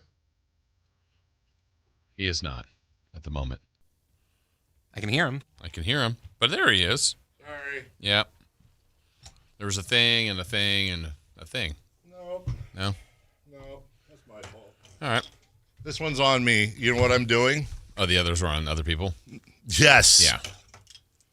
Not my fault. You want to know what I'm doing? What are you doing? Arguing with Ryan. So he's impacting the show again. Nope, I am. I should be more professional. It's not Ryan's fault. It's not the beaver's fault for being lured by the mongoose to the forest. Man, if I had a nickel every time I heard that saying. Right? Mm-hmm. I have something for you. Okay. As a show of appreciation for me being late. I have ESPN's projected Western Conference standings. And I think you're going to be a little surprised. Maybe I'm wrong. Okay. But first, we're going to do this 49er deal. Yeah. All right. So we got a Mountain Mike's $50 gift card for you. And all you gots to do is listen to this clip Chris is about to play. Guess the player that made the play. Fifth caller, third caller, nope. First caller with the right name. You get a $50 gift card from Mountain Mike's. No silliness, no surprises. We're just going to give it to you, okay? Okay. Chris, roll tape. Mac Jones is going to back out from under center. He puts McCaffrey out in the slot to the left. Love the matchup McCaffrey's got right now. Mac Jones throws. He's got it! Touchdown! Touchdown! Touchdown! 49ers! And it's a 2-score lead here early in the second quarter. Who was it? That could be anybody. Could be anyone. Yeah. It could have actually been Mac Jones throwing to himself. Hey, Jalen Hurts almost did that. He almost did. Yeah. 1-800-920-1140. 1-800-920-1140. Do you know who that was? While we're waiting, we'll get some calls in. Okay. I'm going to give you this, Jason. So, number one, the Oklahoma City Thunder projected for 59.2 wins this year. I think that's low. Okay. I think they'll be comfortably in the 60s. The Warriors, number two, at 56.1. I think that's incredibly high. Okay. The Nuggets, 52.2. Right. The Clippers, 49.7. The Rockets, 46.9. Whoa. The Lakers, 45.8. The Grizzlies, 44.6. The Timberwolves, 43.7. The Mavericks, 43.6. At 43.5, the Sacramento Kings. Okay. I'm surprised they have them that high. Most Vegas over-unders are around 35, 36.5. They have them a full 7+ games above that win total. Almost as surprising to me. 3.5 games behind them at 40.1 wins, the San Antonio Spurs. I absolutely believe the Spurs will have more wins than the Kings this year. Obviously, barring a Wemby injury, which is a legitimate thing. The Blazers at 35.8, the Suns at 34.7, the Pelicans at 32.6, the Jazz at 20.2. These are all over the place. The one of all of them that you told me that stood out the most was Houston. Falling down. Is that the Van Vliet effect, maybe? I guess. They won 52 games last year and added Kevin Durant. I know. And yeah, they lost Fred Van Vliet. I'm not trying to minimize that, but I'm with you, dude. I am really, really with you. If I'm being honest, the one that really got me was the Thunder. And I understand, hangover, this, that, whatever. They won 68 games last year. 68. And they're only getting older, which in their case is actually a good thing. Mm-hmm. They're maturing more. They think they're going to fall off 9 games? Not to mention they're adding in whatever after he gets recovers from his surgery. They're adding in toe pitch. I don't know, man. Wow. All right, let's get some answers here. Chris, would you mind playing that clip one more time just to refresh the audience that just joined us? Yeah. Mac Jones is going to back out from under center. He puts McCaffrey out in the slot to the left. Nobody puts Love McCaffrey. the matchup McCaffrey's got right now. Mac Jones throws. He's got it. Touchdown. Touchdown. Touchdown. 49ers. And it's a 2-score lead here early in the second quarter. All right. That wasn't, by the way, your antenna falling out or anything. He was hiding the name of the player. Let's see who it is. It's not Yasa. It's Noah. Noah, what's going on? Hey, Christian McCaffrey. He says Christian McCaffrey. Is he taking the hint that he liked the Mac Jones is yeah, going to we'll see. Mac Jones is going to back out from under center. He puts McCaffrey out in the slot to the left. Love the matchup McCaffrey's got right now. Mac Jones throws. McCaffrey! He's got it! Touchdown! Touchdown! Touchdown! 49ers! And it's a 2-score lead here early in the second quarter. Look at that. You get the double bell. Yeah. Congratulations, Noah. You got yourself a $50 gift card to Mountain Mike's. That is pizza all day long. Hey, well done. Yeah. Well done, Noah. Sweet, let's go. Thank you. What number one Nielsen rated sports show in the entire city makes all your Mountain Mike's pizza dreams come true? That'll be 11:40, Carmichael Dave Show. And Jason Ross. And yes, and all, you know what? We'll give it to you. That's fine. Sorry, Jason. I voted for the Jason Ross Show with Carmichael Dave. Nobody listened to me. It's alphabetical. I'll take a slice of the pie for that one. I would like that too. Yeah. I say that to my kids all the time. I call it a daddy tax. When I take some of their foods. Yep. Call it a host tax. That's fair. Hostess with the mostest. Huh. So there you go on that. Yeah. They're kind of all over the place, aren't they, Jason Ross? Yes, they are. With their stuff.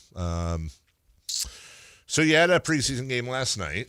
Yes. We already played some of them highlights earlier. And well, you know what? As we get into the Kings and the Raptors game, I've been getting a lot of this feedback today. So I thought we kind of speculated yesterday if the Kings were to have won last night, like would we see the beam? Do they do a preseason beam? Yeah. You know, Chris and I were talking after the show. It's like, hey, look, there's a lot of demand for rewind, but it's the preseason. Like we're not doing the rewind for the preseason. Right.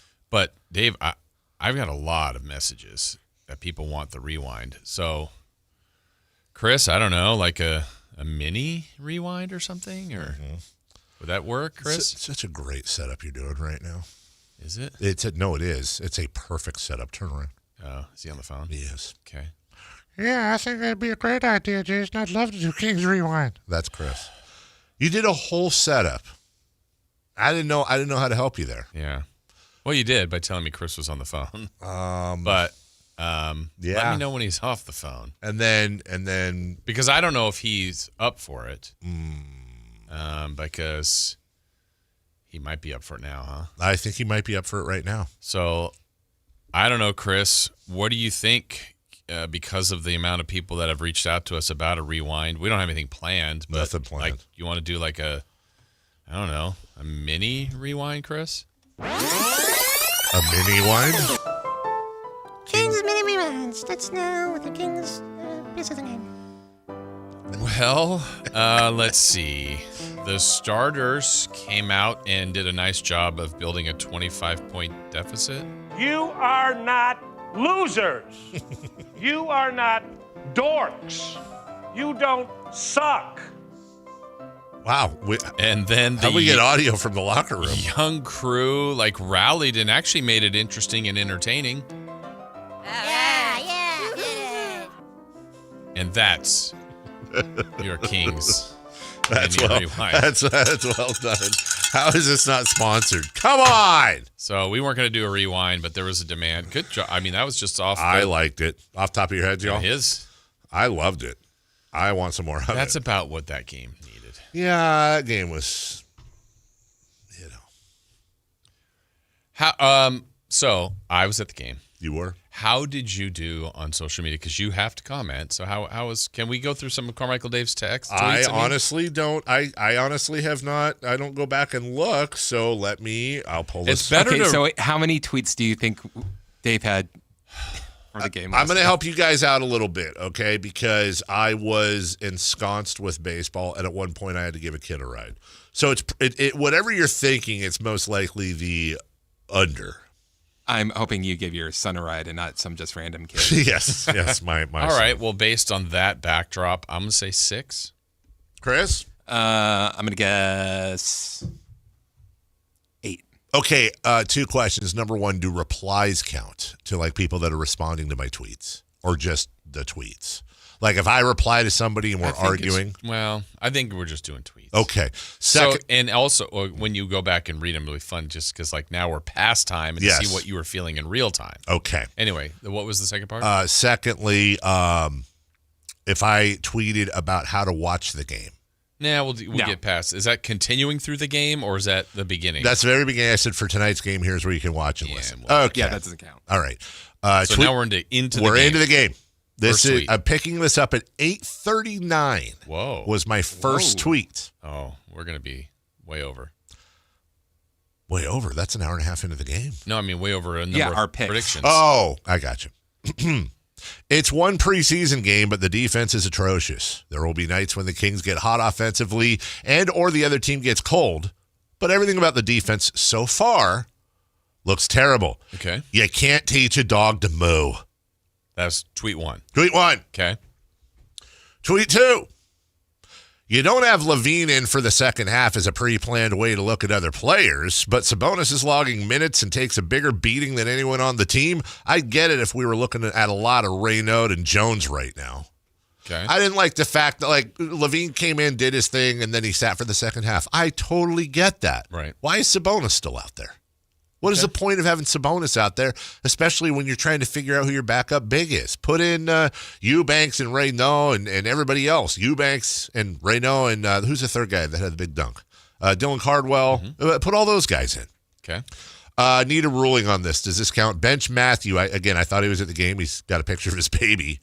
And the look on the baby's face, I said, he's already questioning the defense as well. I feel like that a reply? No, that's a tweet. Oh, that's okay. 3. Now we're into now it's 9 p.m. So we're deep into the second. Into the second. Why have we not seen Maxime Raynaud? Okay. Are you asking that just to the world?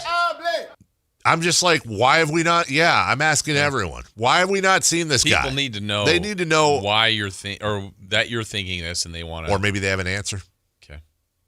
Alan Stiles put a video out off his TV of the Kings leaving a Raptor underneath the basket with literally no one around him for the dunk. And I quote tweeted that and I said, yeah. That's a tweet. Okay. 5. Neek to Max for the dunk. Best moment of the night. 6. There has been a team tonight picking up 94 feet of defense and being aggressive while doing it. Unfortunately, that team was not the Kings. It's preseason and you don't want to overreact, but this looks exactly like last year's defense and lack of detail. That's not how you change a culture. It's one game right now, and you can't take anything from it.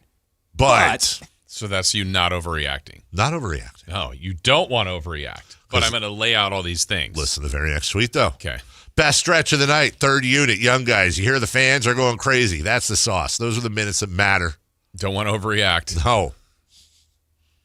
Kings fans are the best in the world. First preseason game and getting our asses kicked all night. And there they are blowing the roof off the place in the fourth while the kids make a run. 9? Or that was 10. That was no, you didn't add it. This 9. I quote tweeted Frankie's tweet. It said, "This is the most life we've seen from the Kings all night." I said, "I swear on all that is holy, I'd rather see that group all year and win 25 games and get a top lottery pick than what we're about to be subjected to for the next 6 months." I feel like that's not an overreaction. That's number 10. This is a light night? Anyone else? And then some guy says nobody wants to watch and support a 25-win team. I say, anyone else other than me that would rather watch 25 wins play in the youth and get a high lottery pick? He seems to think not. Maybe I'm high. Edit, I wasn't high. A lot of people want to see that. So 11 tweets. And I didn't even get on started a night till where you watched baseball for a while and then had to give somebody a ride. So. I didn't really get started till the second half. Yeah. Okay. It was a late night. High volume. You're a volume shooter. My splits were good. I don't know if there was overreactions in there. Do you like that or not, reading your old tweets? I don't like that at all. Makes me really uncomfortable. I've never done that before. I think this might be a new segment. I think it shouldn't be. Post-game tweets. Day after tweets. I hated that. Have you ever seen, like, you ever been around people and you watch, like, an old VHS video when you were a kid and you just want to crawl into a corner? Like, that's kind of how I felt right there. Like, it's in the, look, guys, in the heat of the moment, sometimes when things are fast and furious and the thumbs are flying, like, you don't always have time to edit how it's going to sound. And what I don't want to do is I don't want to start tweeting knowing I'm going to read these on the radio the next day. Yeah. Well, the other thing that's funny about this, and that it's not you only, obviously. There's plenty of people that do this, that I've done it where a lot of times I'm watching an event, sporting event, and I don't see Twitter. And then when you open it up and you're looking, so sometimes you're back a couple hours or whatever, wherever it starts you, and you're going, wow.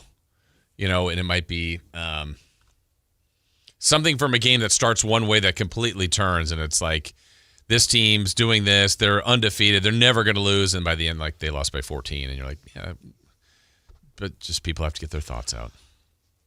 They do. It's part of my mental health program, dude. I'm just throwing it in the ether. I want the conversation. I'm a broadcaster, whether I'm at home or here. I want to interact with people, not in person though, but I want to talk. I want to converse. Yeah. But then inevitably, if it's, you have your opinions, and that's totally fine. That's right. So if what was the one that could go, I want to see the young kids play, give me a 25-win team. That's right. I'm sure you had people agree with you. Yeah. I'm sure you had some that didn't. Yes. So is it healthy when you get 15 right on Dave, preach, to 15, no, I do not want this. That's a terrible mentality. Is that what where do you agree more or like the things or engage with the people that say, yes, Dave, 100%? Oh, God, no. I engage more with the no's. So that's healthier? No. Okay. No. I was trying to get it's not. The thought behind it. It's like for the 30 people that say we love your show, right, and then the one person that's like, eat a bag of rocks, you suck. And you need to get a second ring that tells you about your tweets. That would be dangerous. I don't know. This was a tweet we added, a text we added 8:16 yesterday. You tell me if this is an overreaction. Dave is never happy with the Kings unless they're winning. He thinks every player is going to be bad or not going to do enough. It's a new season. No games have been played. Come on, Dave, get with the program, bro. It's a new vibe. If you haven't listened to your constituents that are telling you from the media that this year is way different than last year, you're so used to losing, you become like a Raider fan where you're just like, we're losers. Stop doing that and give it a chance. I remember that one. You remember that one? Yeah. From the 916. This is 2 minutes ago. And this person obviously hasn't listened to you when the Kings are winning because you're also not happy. Dave, I must say I owe you an apology for all that hell I gave you over the summer. The Kings are going to suck. Same texter or no? Same exact texter, a day apart. Wow, is that an overreaction? I mean, he switched from that yesterday to that today. Yeah, on that game. Well, he went from disagreeing with Dave to agreeing with him, so he's not overacting. My thing is this: like, here's how I look at last night's game, because you don't want to overreact. I see a lot. Don't overreact. Yeah. It's one. I get it and I agree with it, but it's like, okay, you break your leg, you get surgery. It's compound fracture. You're on the shelf for 6 to 12 weeks. Let's say 12 weeks, 3 months. You had surgery.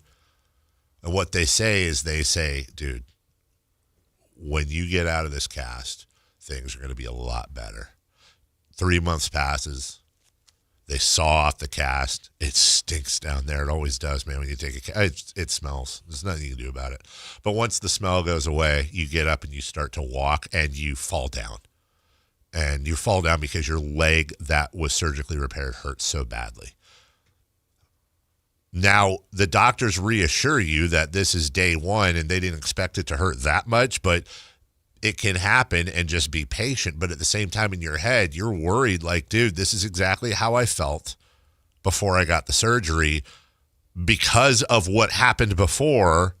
And I was told it was going to start being different from a pain threshold way. I'm still falling on my face because I can't stand on my leg. What bothers me about the first preseason game, like I said, if the Kings played like the Raptors did last night, many saying don't put stock into the first preseason game would be like, all right, we're back. And let me tell you, the new defensive Kings, that was a performance. Like, they'd be overreacting on the positive side, number one. Number two, we've been told all of these things in training camp and picking up defense 94 feet, and that did not happen. What it looked like last night, this is not hyperbole, what it looked like last night was mid-season form last year, Kings three-point defense. People being lost underneath the basket for wide-open dunks, terrible rotations, and that's with your starters. The best defensive effort came with guys, half of which won't be in this league this year, and they'll be in the G League or somewhere else. Your starters are the ones that had the worst performance, and so now I think if this was something where they had overperformed last year and this was a surprise, I'd be like, yeah, give them. This isn't who they are. Right. What worries people like me that you might say are overreacting is I'm sitting here and I'm going, this is exactly what we did. I see literally no change from last year to this year. Nothing. Yeah, last night did nothing to change anybody's thoughts on that, and certainly of the belief that you are in of, like, play the younger. Like, everything kind of lined up for that theory. And really, if you think about it, last night I did have this thought, because you're saying this reminded me of a game last year. I was like, you realize the last two home games in this building was the beatdown by the Mavs to advance? And then that, and I know they're different, completely different scenarios. Sure. But the feeling, it was way more at stake as a play-in game than a preseason game. But you're going, these are months apart, but you could have just shrunk it all together. This is the same night. With the exception of the end, was like, hey, that's at least fun. Right. That was fun to watch. Yeah. But the only counter I will have, and I would not want this to be confused with, hey, it will get better. Sure. There's no promises of that. But I'm going to go on, like, the people that are in like Sabonis. He's like, we haven't looked like this. I believe him. I do, too. I thought they were bad. Yeah. If they stay this way, it's going to be awful. I don't think it will, but I'm also not trying to trick people and go, they'll win 48. Don't worry about it. I think that's a perfectly legitimate take. Not. I mean, if we did, let me see. Oh, this is a good example, even though this is probably too far extreme the other way. After week 1 of the NFL season, the Lions had one of the worst losses of week 1 with the Los Packers. They were you and my number 1 team this week. Mm-hmm. They've looked great since. Yes. Again, I don't think the Kings are doing that. Yeah. But you have to give more time. It's just everything that a lot of people were worried about kind of lined up to the way it looked yesterday. That's the problem. And it's our first impression. It wasn't good. I really do think the Sabonis thing, I do think that when I know he didn't mean it like this, but he's like, that's not how it was going during training camp. And I believe him. But I also can't stop thinking, yeah, dude, because you were being guarded by your own teammates. Yeah, I mean, I know they suck at guarding. So that's an easy target. But I know, and that's not fair. But yeah, it's like shocker. You And by the way, it's not like Toronto's the defending champs either. No, but you're spot on. Like, it was so palpable. Like, the way the game, I was like, what's Toronto doing? I was like uncomfortable. Like, why are they? They're everywhere. There's 7 of them. Yes, that's what it seemed like. And it's like, if that's what the Kings were doing, which is what I think they want to do. Yes, they didn't. And I would say there were a couple plays, even with the starters, I go, there you go. Mm-hmm. But I'm picking out like 3, not 15. And if it grows, that's better. But it was way more noticeable with the last group. The Kings shot 30% from beyond the arc. The Raptors shot 54.1.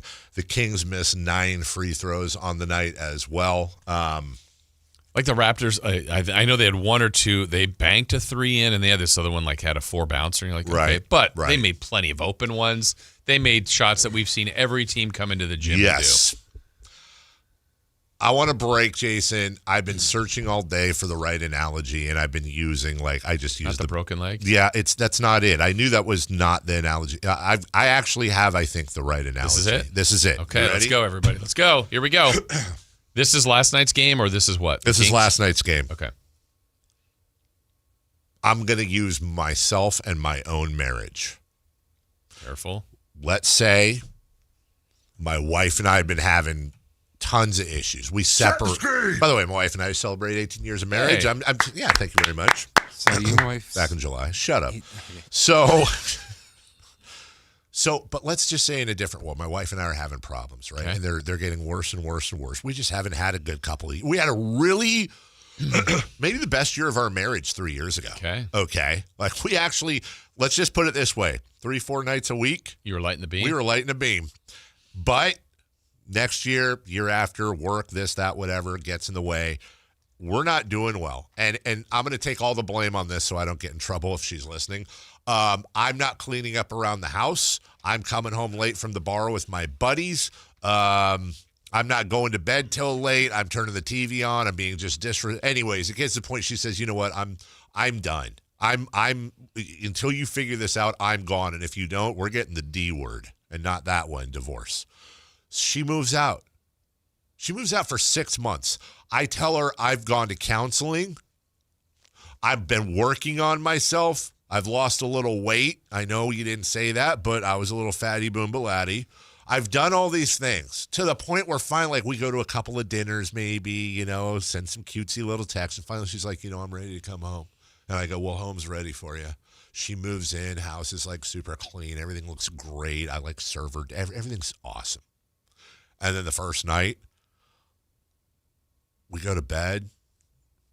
I get in, I grab the covers, and I say, give me them covers, fatty. And I pull the covers all the way over, burrito myself, turn the TV on super loud, have a 4-second 5-octave fart before I go to bed, and then I get up in the morning, and I leave all my dishes everywhere. It's just one night. It's just one night. It's a process. Maybe I will be better. You know what? But that is the first impression, and I'm supposed to be rebuilding the culture of our marriage, and she has every right to be like, dude, did he even do any of this stuff in the off season of our marriage, or is he full of garbage? Now I get it. You get it? Yeah. We'll take a break. Now it's crystal clear. What's on deck? Brought to you by Track Stacking and Railing. Next. Stay up to date on Sacramento sports. Join the Sacktown Sports 1140 newsletter. Visit sacktownsports.com. Sacramento weather is brought to you by Fidium Fiber. I'm Tamara Berg in the KCRA 3 Weather Center. It's Thursday. You're getting out the door to where it's cool enough to grab a layer. We're looking at bright sunshine for today, a bit of a breeze, and temperatures peaking in the lower to mid 70s. You can get the latest forecast on the KCRA 3 News and the KCRA 3 app. It's about time they fixed that pothole. Invented better windshield wipers. Made an internet that just works. Fidium Fiber Internet, starting at only $30 a month. It feels like Fidium. Offer available to residential customers only. Terms and conditions apply. See Fidium.com for details. Let's go! You're still glowing, flirting, grooving. You still got it. But your immune system weakens as you age, making it harder to fight flu, pneumococcal pneumonia, RSV, and COVID-19. Vaccines are a key part of any health routine and help strengthen your immune response. Ask your doctor or pharmacist which vaccines you need. Schedule in minutes at vaxassist.com. Sponsored by Pfizer. Okay, I have to tell you, I was just looking on eBay where I go for all kinds of things I love, and there it was. That hologram trading card. One of the rarest, the last one I needed for my set. Shiny like the designer handbag of my dreams. One of a kind. eBay had it, and now everyone's asking, ooh, where'd you get your windshield wipers? eBay has all the parts that fit my car. No more annoying, just beautiful. Millions of finds, each with a story. eBay. Things people love. The deals are on now at the model year-end sales event at Folsom Lake Honda, your one-stop Honda shop. Looking to own or lease? Save on year-end models and drive a brand new Accord or Civic. Visit us today at FolsomLakeHonda.com, your one-stop Honda shop. As a family-owned and operated dealership since 2009, customer service is our #1 priority. Our customers love doing business with us, and you will too. Folsom Lake Honda. Go to FolsomLakeHonda.com. Your one-stop Honda shop. Hey man, gaining weight, dragging throughout the day, losing your drive? It could be your testosterone. The team at Revive Men's Health Sacramento gets men back on track with the energy and drive they've been missing. Meet Tyler, Revive Men's Health Director of Operations, and witness to hundreds of success stories. I've seen guys come in worn out, discouraged, and just not themselves. A few months into treatment, they're standing taller, speaking with more confidence. It's like watching someone come back to life. Like a light switch gets turned back on. When a spouse says, thank you, I really have my partner back, better than before. That's the moment it all clicks for me. And that's why I do what I do. Since 2011, Revive Men's Health has helped more than 120,000 men regain their energy and drive. Start your story today with an in-clinic visit or a secure video appointment. Call 916-619-3000 now to book your free testosterone test, exam, and consultation. That's 916-619-3000. Or schedule anytime at ReviveMen'sHealth.com. When I was a kid, I remember my dad, a lineman, leaving in the middle of the night. Families were depending on him to get their power back on to keep them safe and warm. Watching him taught me that this work isn't just about wires and circuits. It's about people and the trust they place in us when the lights go out. That's why I started Maverick Electric Heating and Air, to carry on that same promise of showing up, doing it right, and protecting families when they need us most. Visit callamaverick.com. Fall is in season at Kohl's, and you know what that means. Pumpkins, plaid, and anything that smells like cinnamon. This week, take an extra 20% off decor, home furnishings, bedding, and more.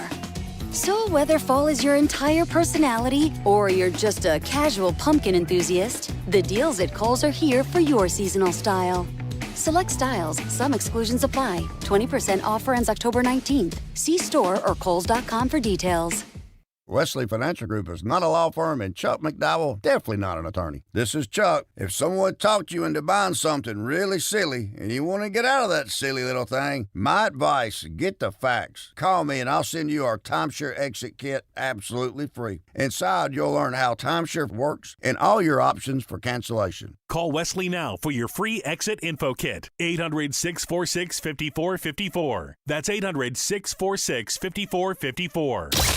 Ladies and gentlemen, this is going to be fun. It's time for What's on Deck, brought to you by Trex Decking and Railing. Ryan is promising to never comment on the technical aspects of the show ever again. Really? He said it. Okay. Let me see here. I don't want to violate his privacy. Well, but he mentioned it to you, then he said it. Second, that top text at the very bottom, just so I have a witness, so you can bring Ryan back. He said it. Okay. We'll hold him to it. I like Ryan, by the way. Dave, how long and who will be the first Kings starter to be benched for lack of defense? That's from our guy Craig in Wisconsin. We always appreciate you. It's an interesting question because I don't know if they'll do that. I think it would have to be really egregious, and I don't think we'd know about it. I think it would be like, I'm gonna pick on who's their best. Keegan. Keegan's the best defender in the starting five, so I want to be as non-specific as I can. So I will specifically pick on Keegan, who I can't imagine would be benched for lack of defensive effort. I think it would happen where Keegan didn't play the third quarter. And then afterwards, Doug's asked about it, and he's like, I just didn't like the matchup, and I wanted, Keegan was, I don't think, I would be very surprised. Maybe I could be totally wrong, because Doug also does not give a, when it comes to this stuff generally. I would be surprised if Doug or Scott Perry was like, Keegan wasn't playing defense, we benched him in the third. No, I don't think it'll be like that. I'm trying to really answer the question and thinking about it. I think the candidates are DeRozan or Levine. I 100% agree with you. And we're back to that. One of the most gifted scorers the league has had, obviously, in DeRozan, yes. Top 25 scorer all time. Yes. And Levine's probably the best scorer on the team now. He is. So doesn't mean you can't bench them. Mm-hmm. And I think, again, we go back to the summer conversation of why maybe Kuminga made sense, roster balance. Maybe he starts, Keegan goes to 3 if you can convince DeRozan to come off the bench. It just all of that fit better. Yes. But I think by position, I don't think it would be Sabonis. Keegan is your best defender of the starters. I think Schroeder will do, he was trying to pick people up. It just wasn't really having an impact, but it doesn't mean it won't on other games. I think your two candidates are the other two guys. And then is it like Levine? I feel like Keon Ellis could slide in there, but that's a big difference from Zach LaVine as maybe your leading scorer. I don't know.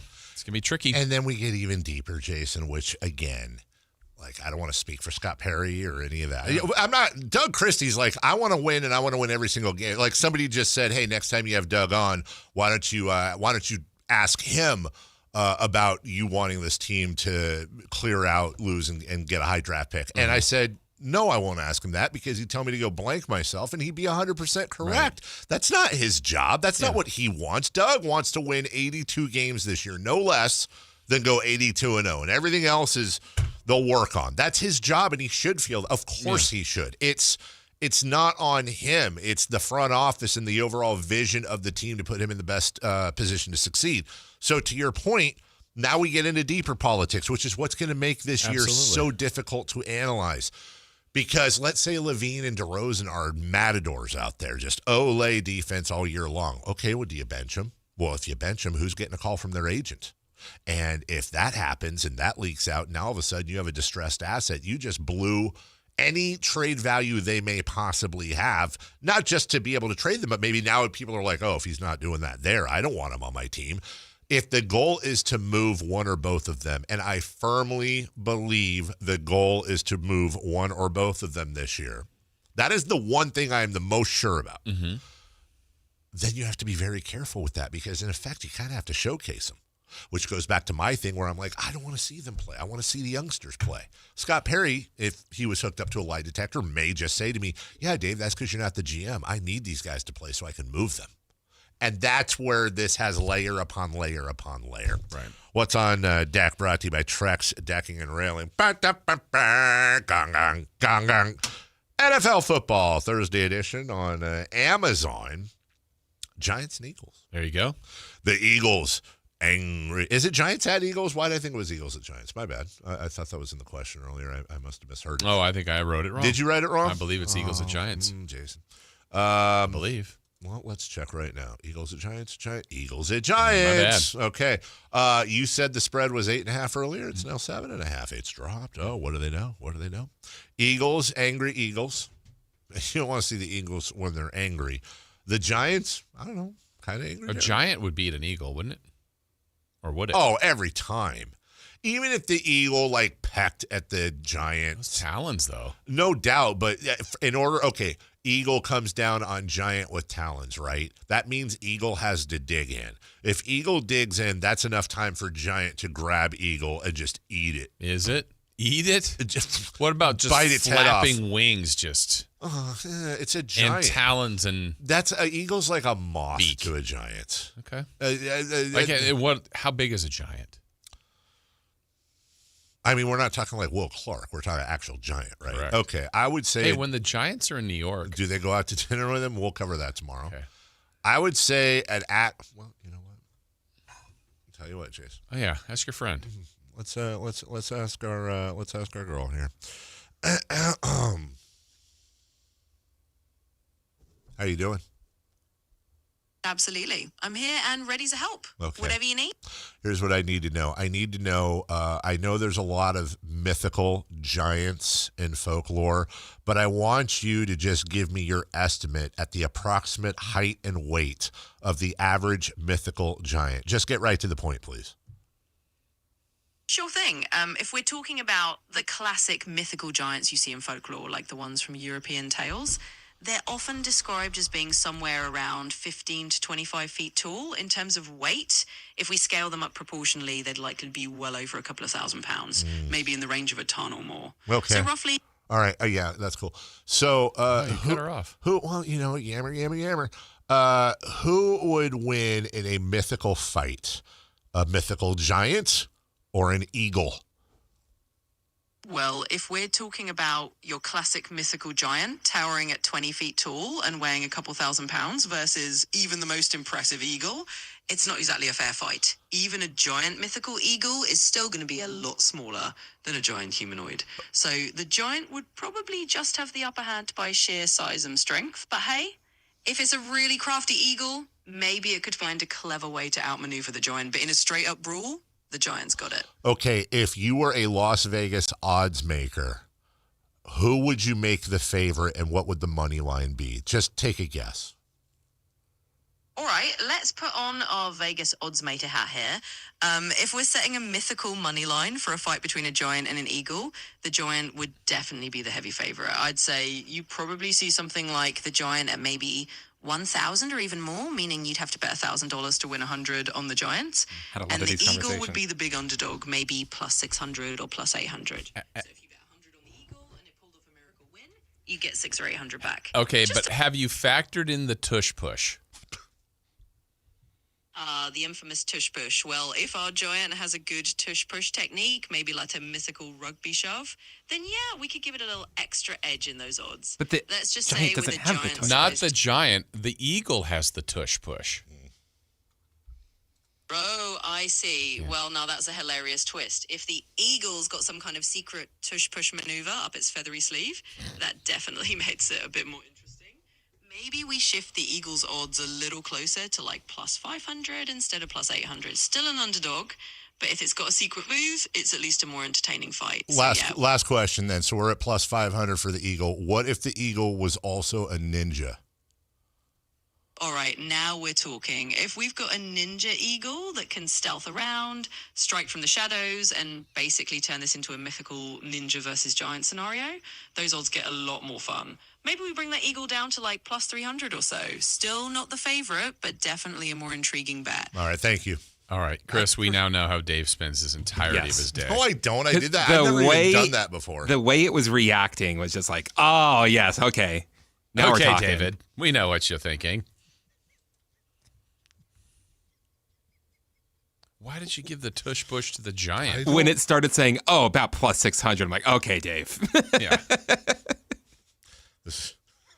Your phone has time spent on certain things. How much time are you spending with ChatGPT? Uh-huh. Negligible. Hey, ChatGPT. Yeah, you know actually, her name's Robin. Robin, I had a really bad meeting today at work. Help me through it. I didn't do that. Can I ask a question, and I'm not going to ask a bad question? Yeah, but I don't know how. I have to. Okay, so you'll ask it. I'll ask it verbatim. Yeah, let me. I know we got a break, so this is your fault now. Let me bring her back up. Hey, what up? Not much. Just here and ready to chat. All right. Okay. All right. Okay. Has Dave asked how to throw a spiral? Asked how to throw. Have I ever asked you how to, in all of our conversations, how to throw a spiral with a football? I don't think you've asked me that before. We've definitely chatted about a lot of other things, everything from mythical. Okay, all right, let's calm down. We'll take a break. Explain. Describe it. Phillies, Dodgers, Brewers, Cubs, Game 4 as well. Crosstalk with Alan Style. Celebrity Birthdays brought to you by Crumble Cookies. Next. You never know what you might hear when listening to a Sacramento Kings game. Out of Keegan, going for another triple. Man, is he feeling it. Keegan, can he do it? Yes, there's number 11, Keegan Murray. Keegan steps back. He just knocked down his 12th three-pointer, a Kings franchise record. He's got 45 points. Never miss a moment of Sacramento Kings basketball with Sacktown Sports and the Sacktown Sports app. Hey, it's Carmichael Dave. I got to tell you, I am so excited to get this decking project started with Trex Decking and Railings. From the first time I stepped foot in the showroom last week, I was so impressed. So many color options, heat-resistant composite deck. What does that mean? That means I don't have to do any maintenance on it whatsoever. They even have a deck designer, so you can go online and see what your dream deck will look like on your house. Just visit Trex, that's Trex.com to get it started. Tell them Carmichael Dave sent you.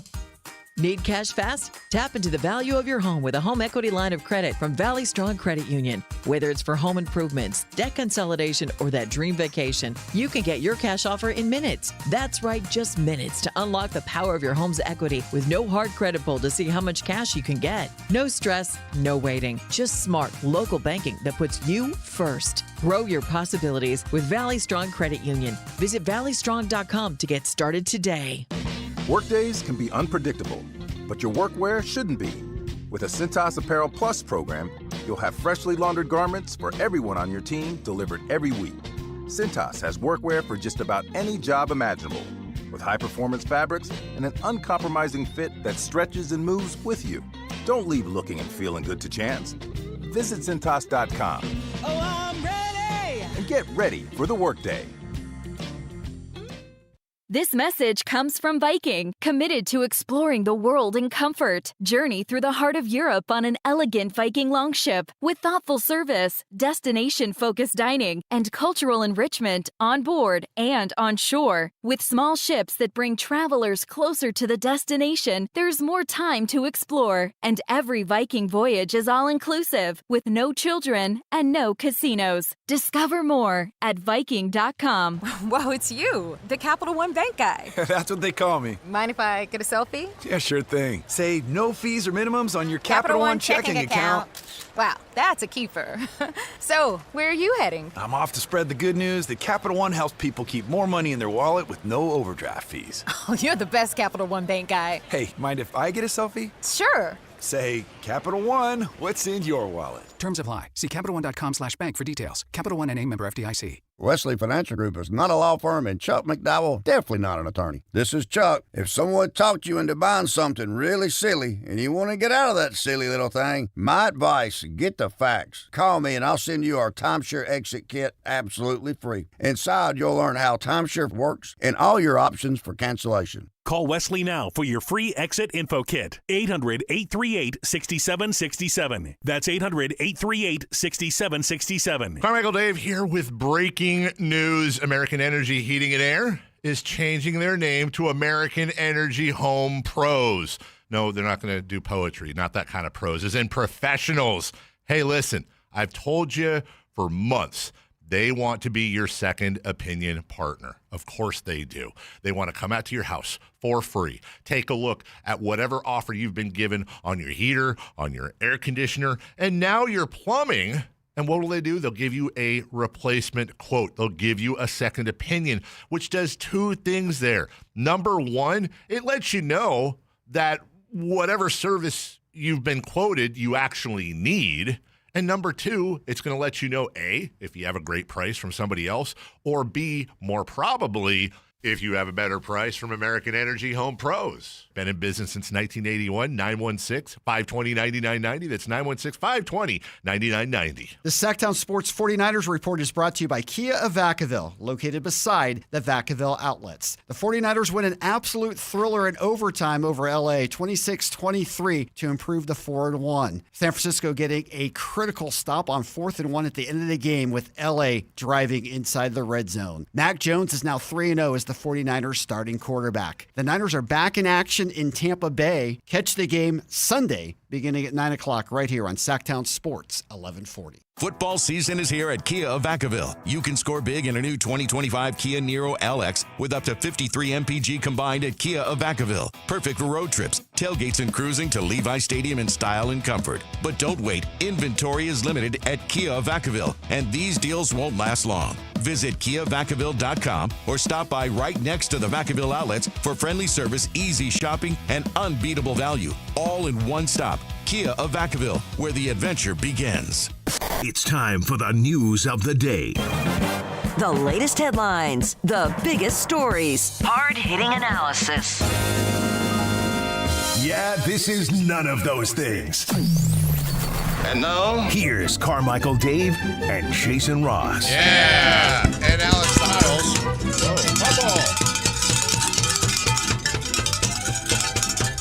Whoa, Good morning, Alan. Good morning. How are ye? We already saw Alan today. Great. Yeah, we saw him on his, we played his walk and talk. Oh, yeah, we're Let's back. get it. Yeah, and we're going to get it sponsored, too. Are we? The Alan Stiles Walk and Talk, brought to you I like by... that. And struggle to breathe. I just ran 2.3 miles. Didn't you go 2.5? No, no, it's rough. Maybe if you didn't have that talk at the end, you could have gone. I was done. You got a lot of sleep. I was cutting it close. I did get a decent amount of sleep. She's in the sleep sack now, but she likes to hands out sleep sack. Baby number one, she liked to be a mummy. Yeah. Number two, she likes the freedom. Okay, maybe she's going to be an artist. Maybe. Right? Hey. Maybe. I like to, you know what I mean? You can't hold me down. She wanted her hands free. Free! So maybe she'll have a chance at baby races. Maybe. You know. Is there going to be an entry? I don't know. Come on, man. You can't think about that now. You're doing Jim Boy's Tacos, 2-time Baby Race entrance. We're all over the place. Yes. You Like can't around go anywhere. April?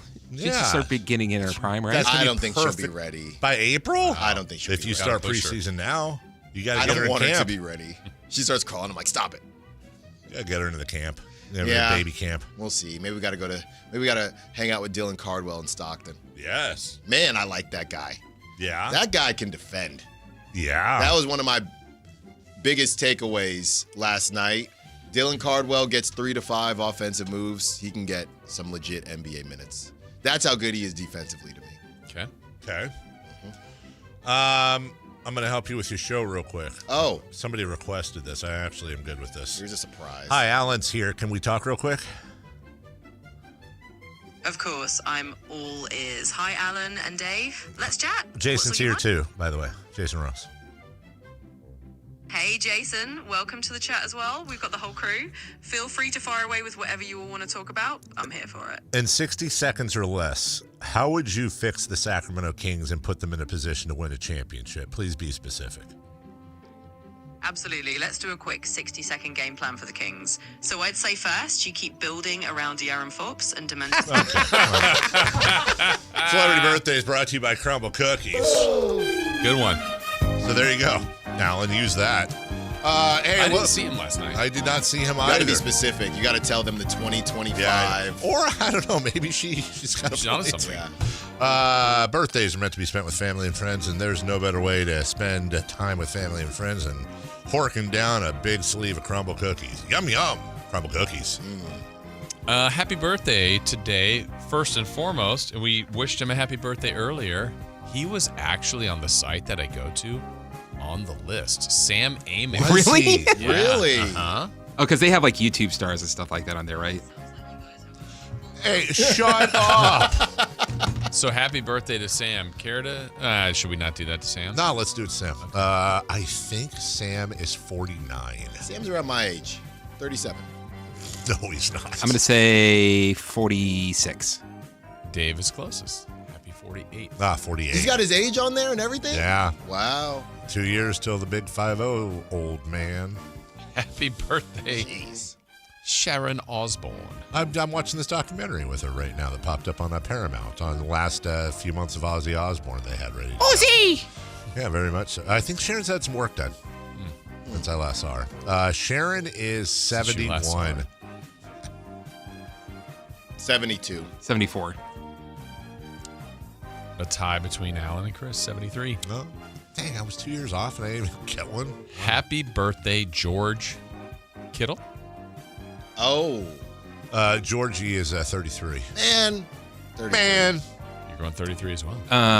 31. A tie, 32. Son of a. Between all of you. Happy birthday to Scott Bakula. Quantum Leap. Quantum Leap. And that football movie. Necessary Roughness. Minor League Back to Kathy the Allen. Minors. Major League Back to the Minors. Minor League Back to the Majors. Scott Bakula He's is... in one of those, like, is he in a CSI or Is he? something? CSI New Orleans. Is I he? think. Good food there. Yeah. Scott Bakula is 70. Yeah, that's a good guess based on my theory. I like I'm going to go Quantum Leap. 70. 67. Well, 80. What? No. Wow. What are you doing? 75. Dave's closer, 71. Mm. Yeah. Happy birthday. This guy wants winners. Mike Singletary. Good times. He's not Mike married Terry. I don't know that. Okay. Mike Singletary is... He's 71. No, really? I know. Can you believe it? No. 67? Chris? 66. We have a correct answer. It goes to Alan Stiles, Wow. 67. Happy birthday to Darius Miles. Oh, wow.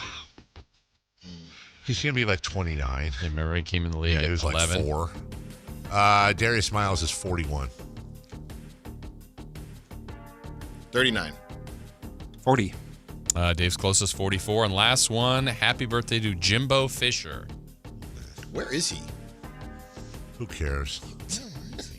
That's your guy. No, he's not. Yeah. He left Pride us with of Florida State. Willie Jimbo. Willie Taggart. Jameis. Taggart. Jimbo is 65. James Bo. 63. 66. Alan's close to 60. Wow, young Jimbo Fish. Dang it, that was the one. The Kings had a preseason game last night. Don't overreact. Alan Styles has all of your breakdown from last night's game and so much more if he has the rights to talk about it. We'll figure that out right after this. The San Francisco 49ers play on Sacktown Sports 1140. Touchdown!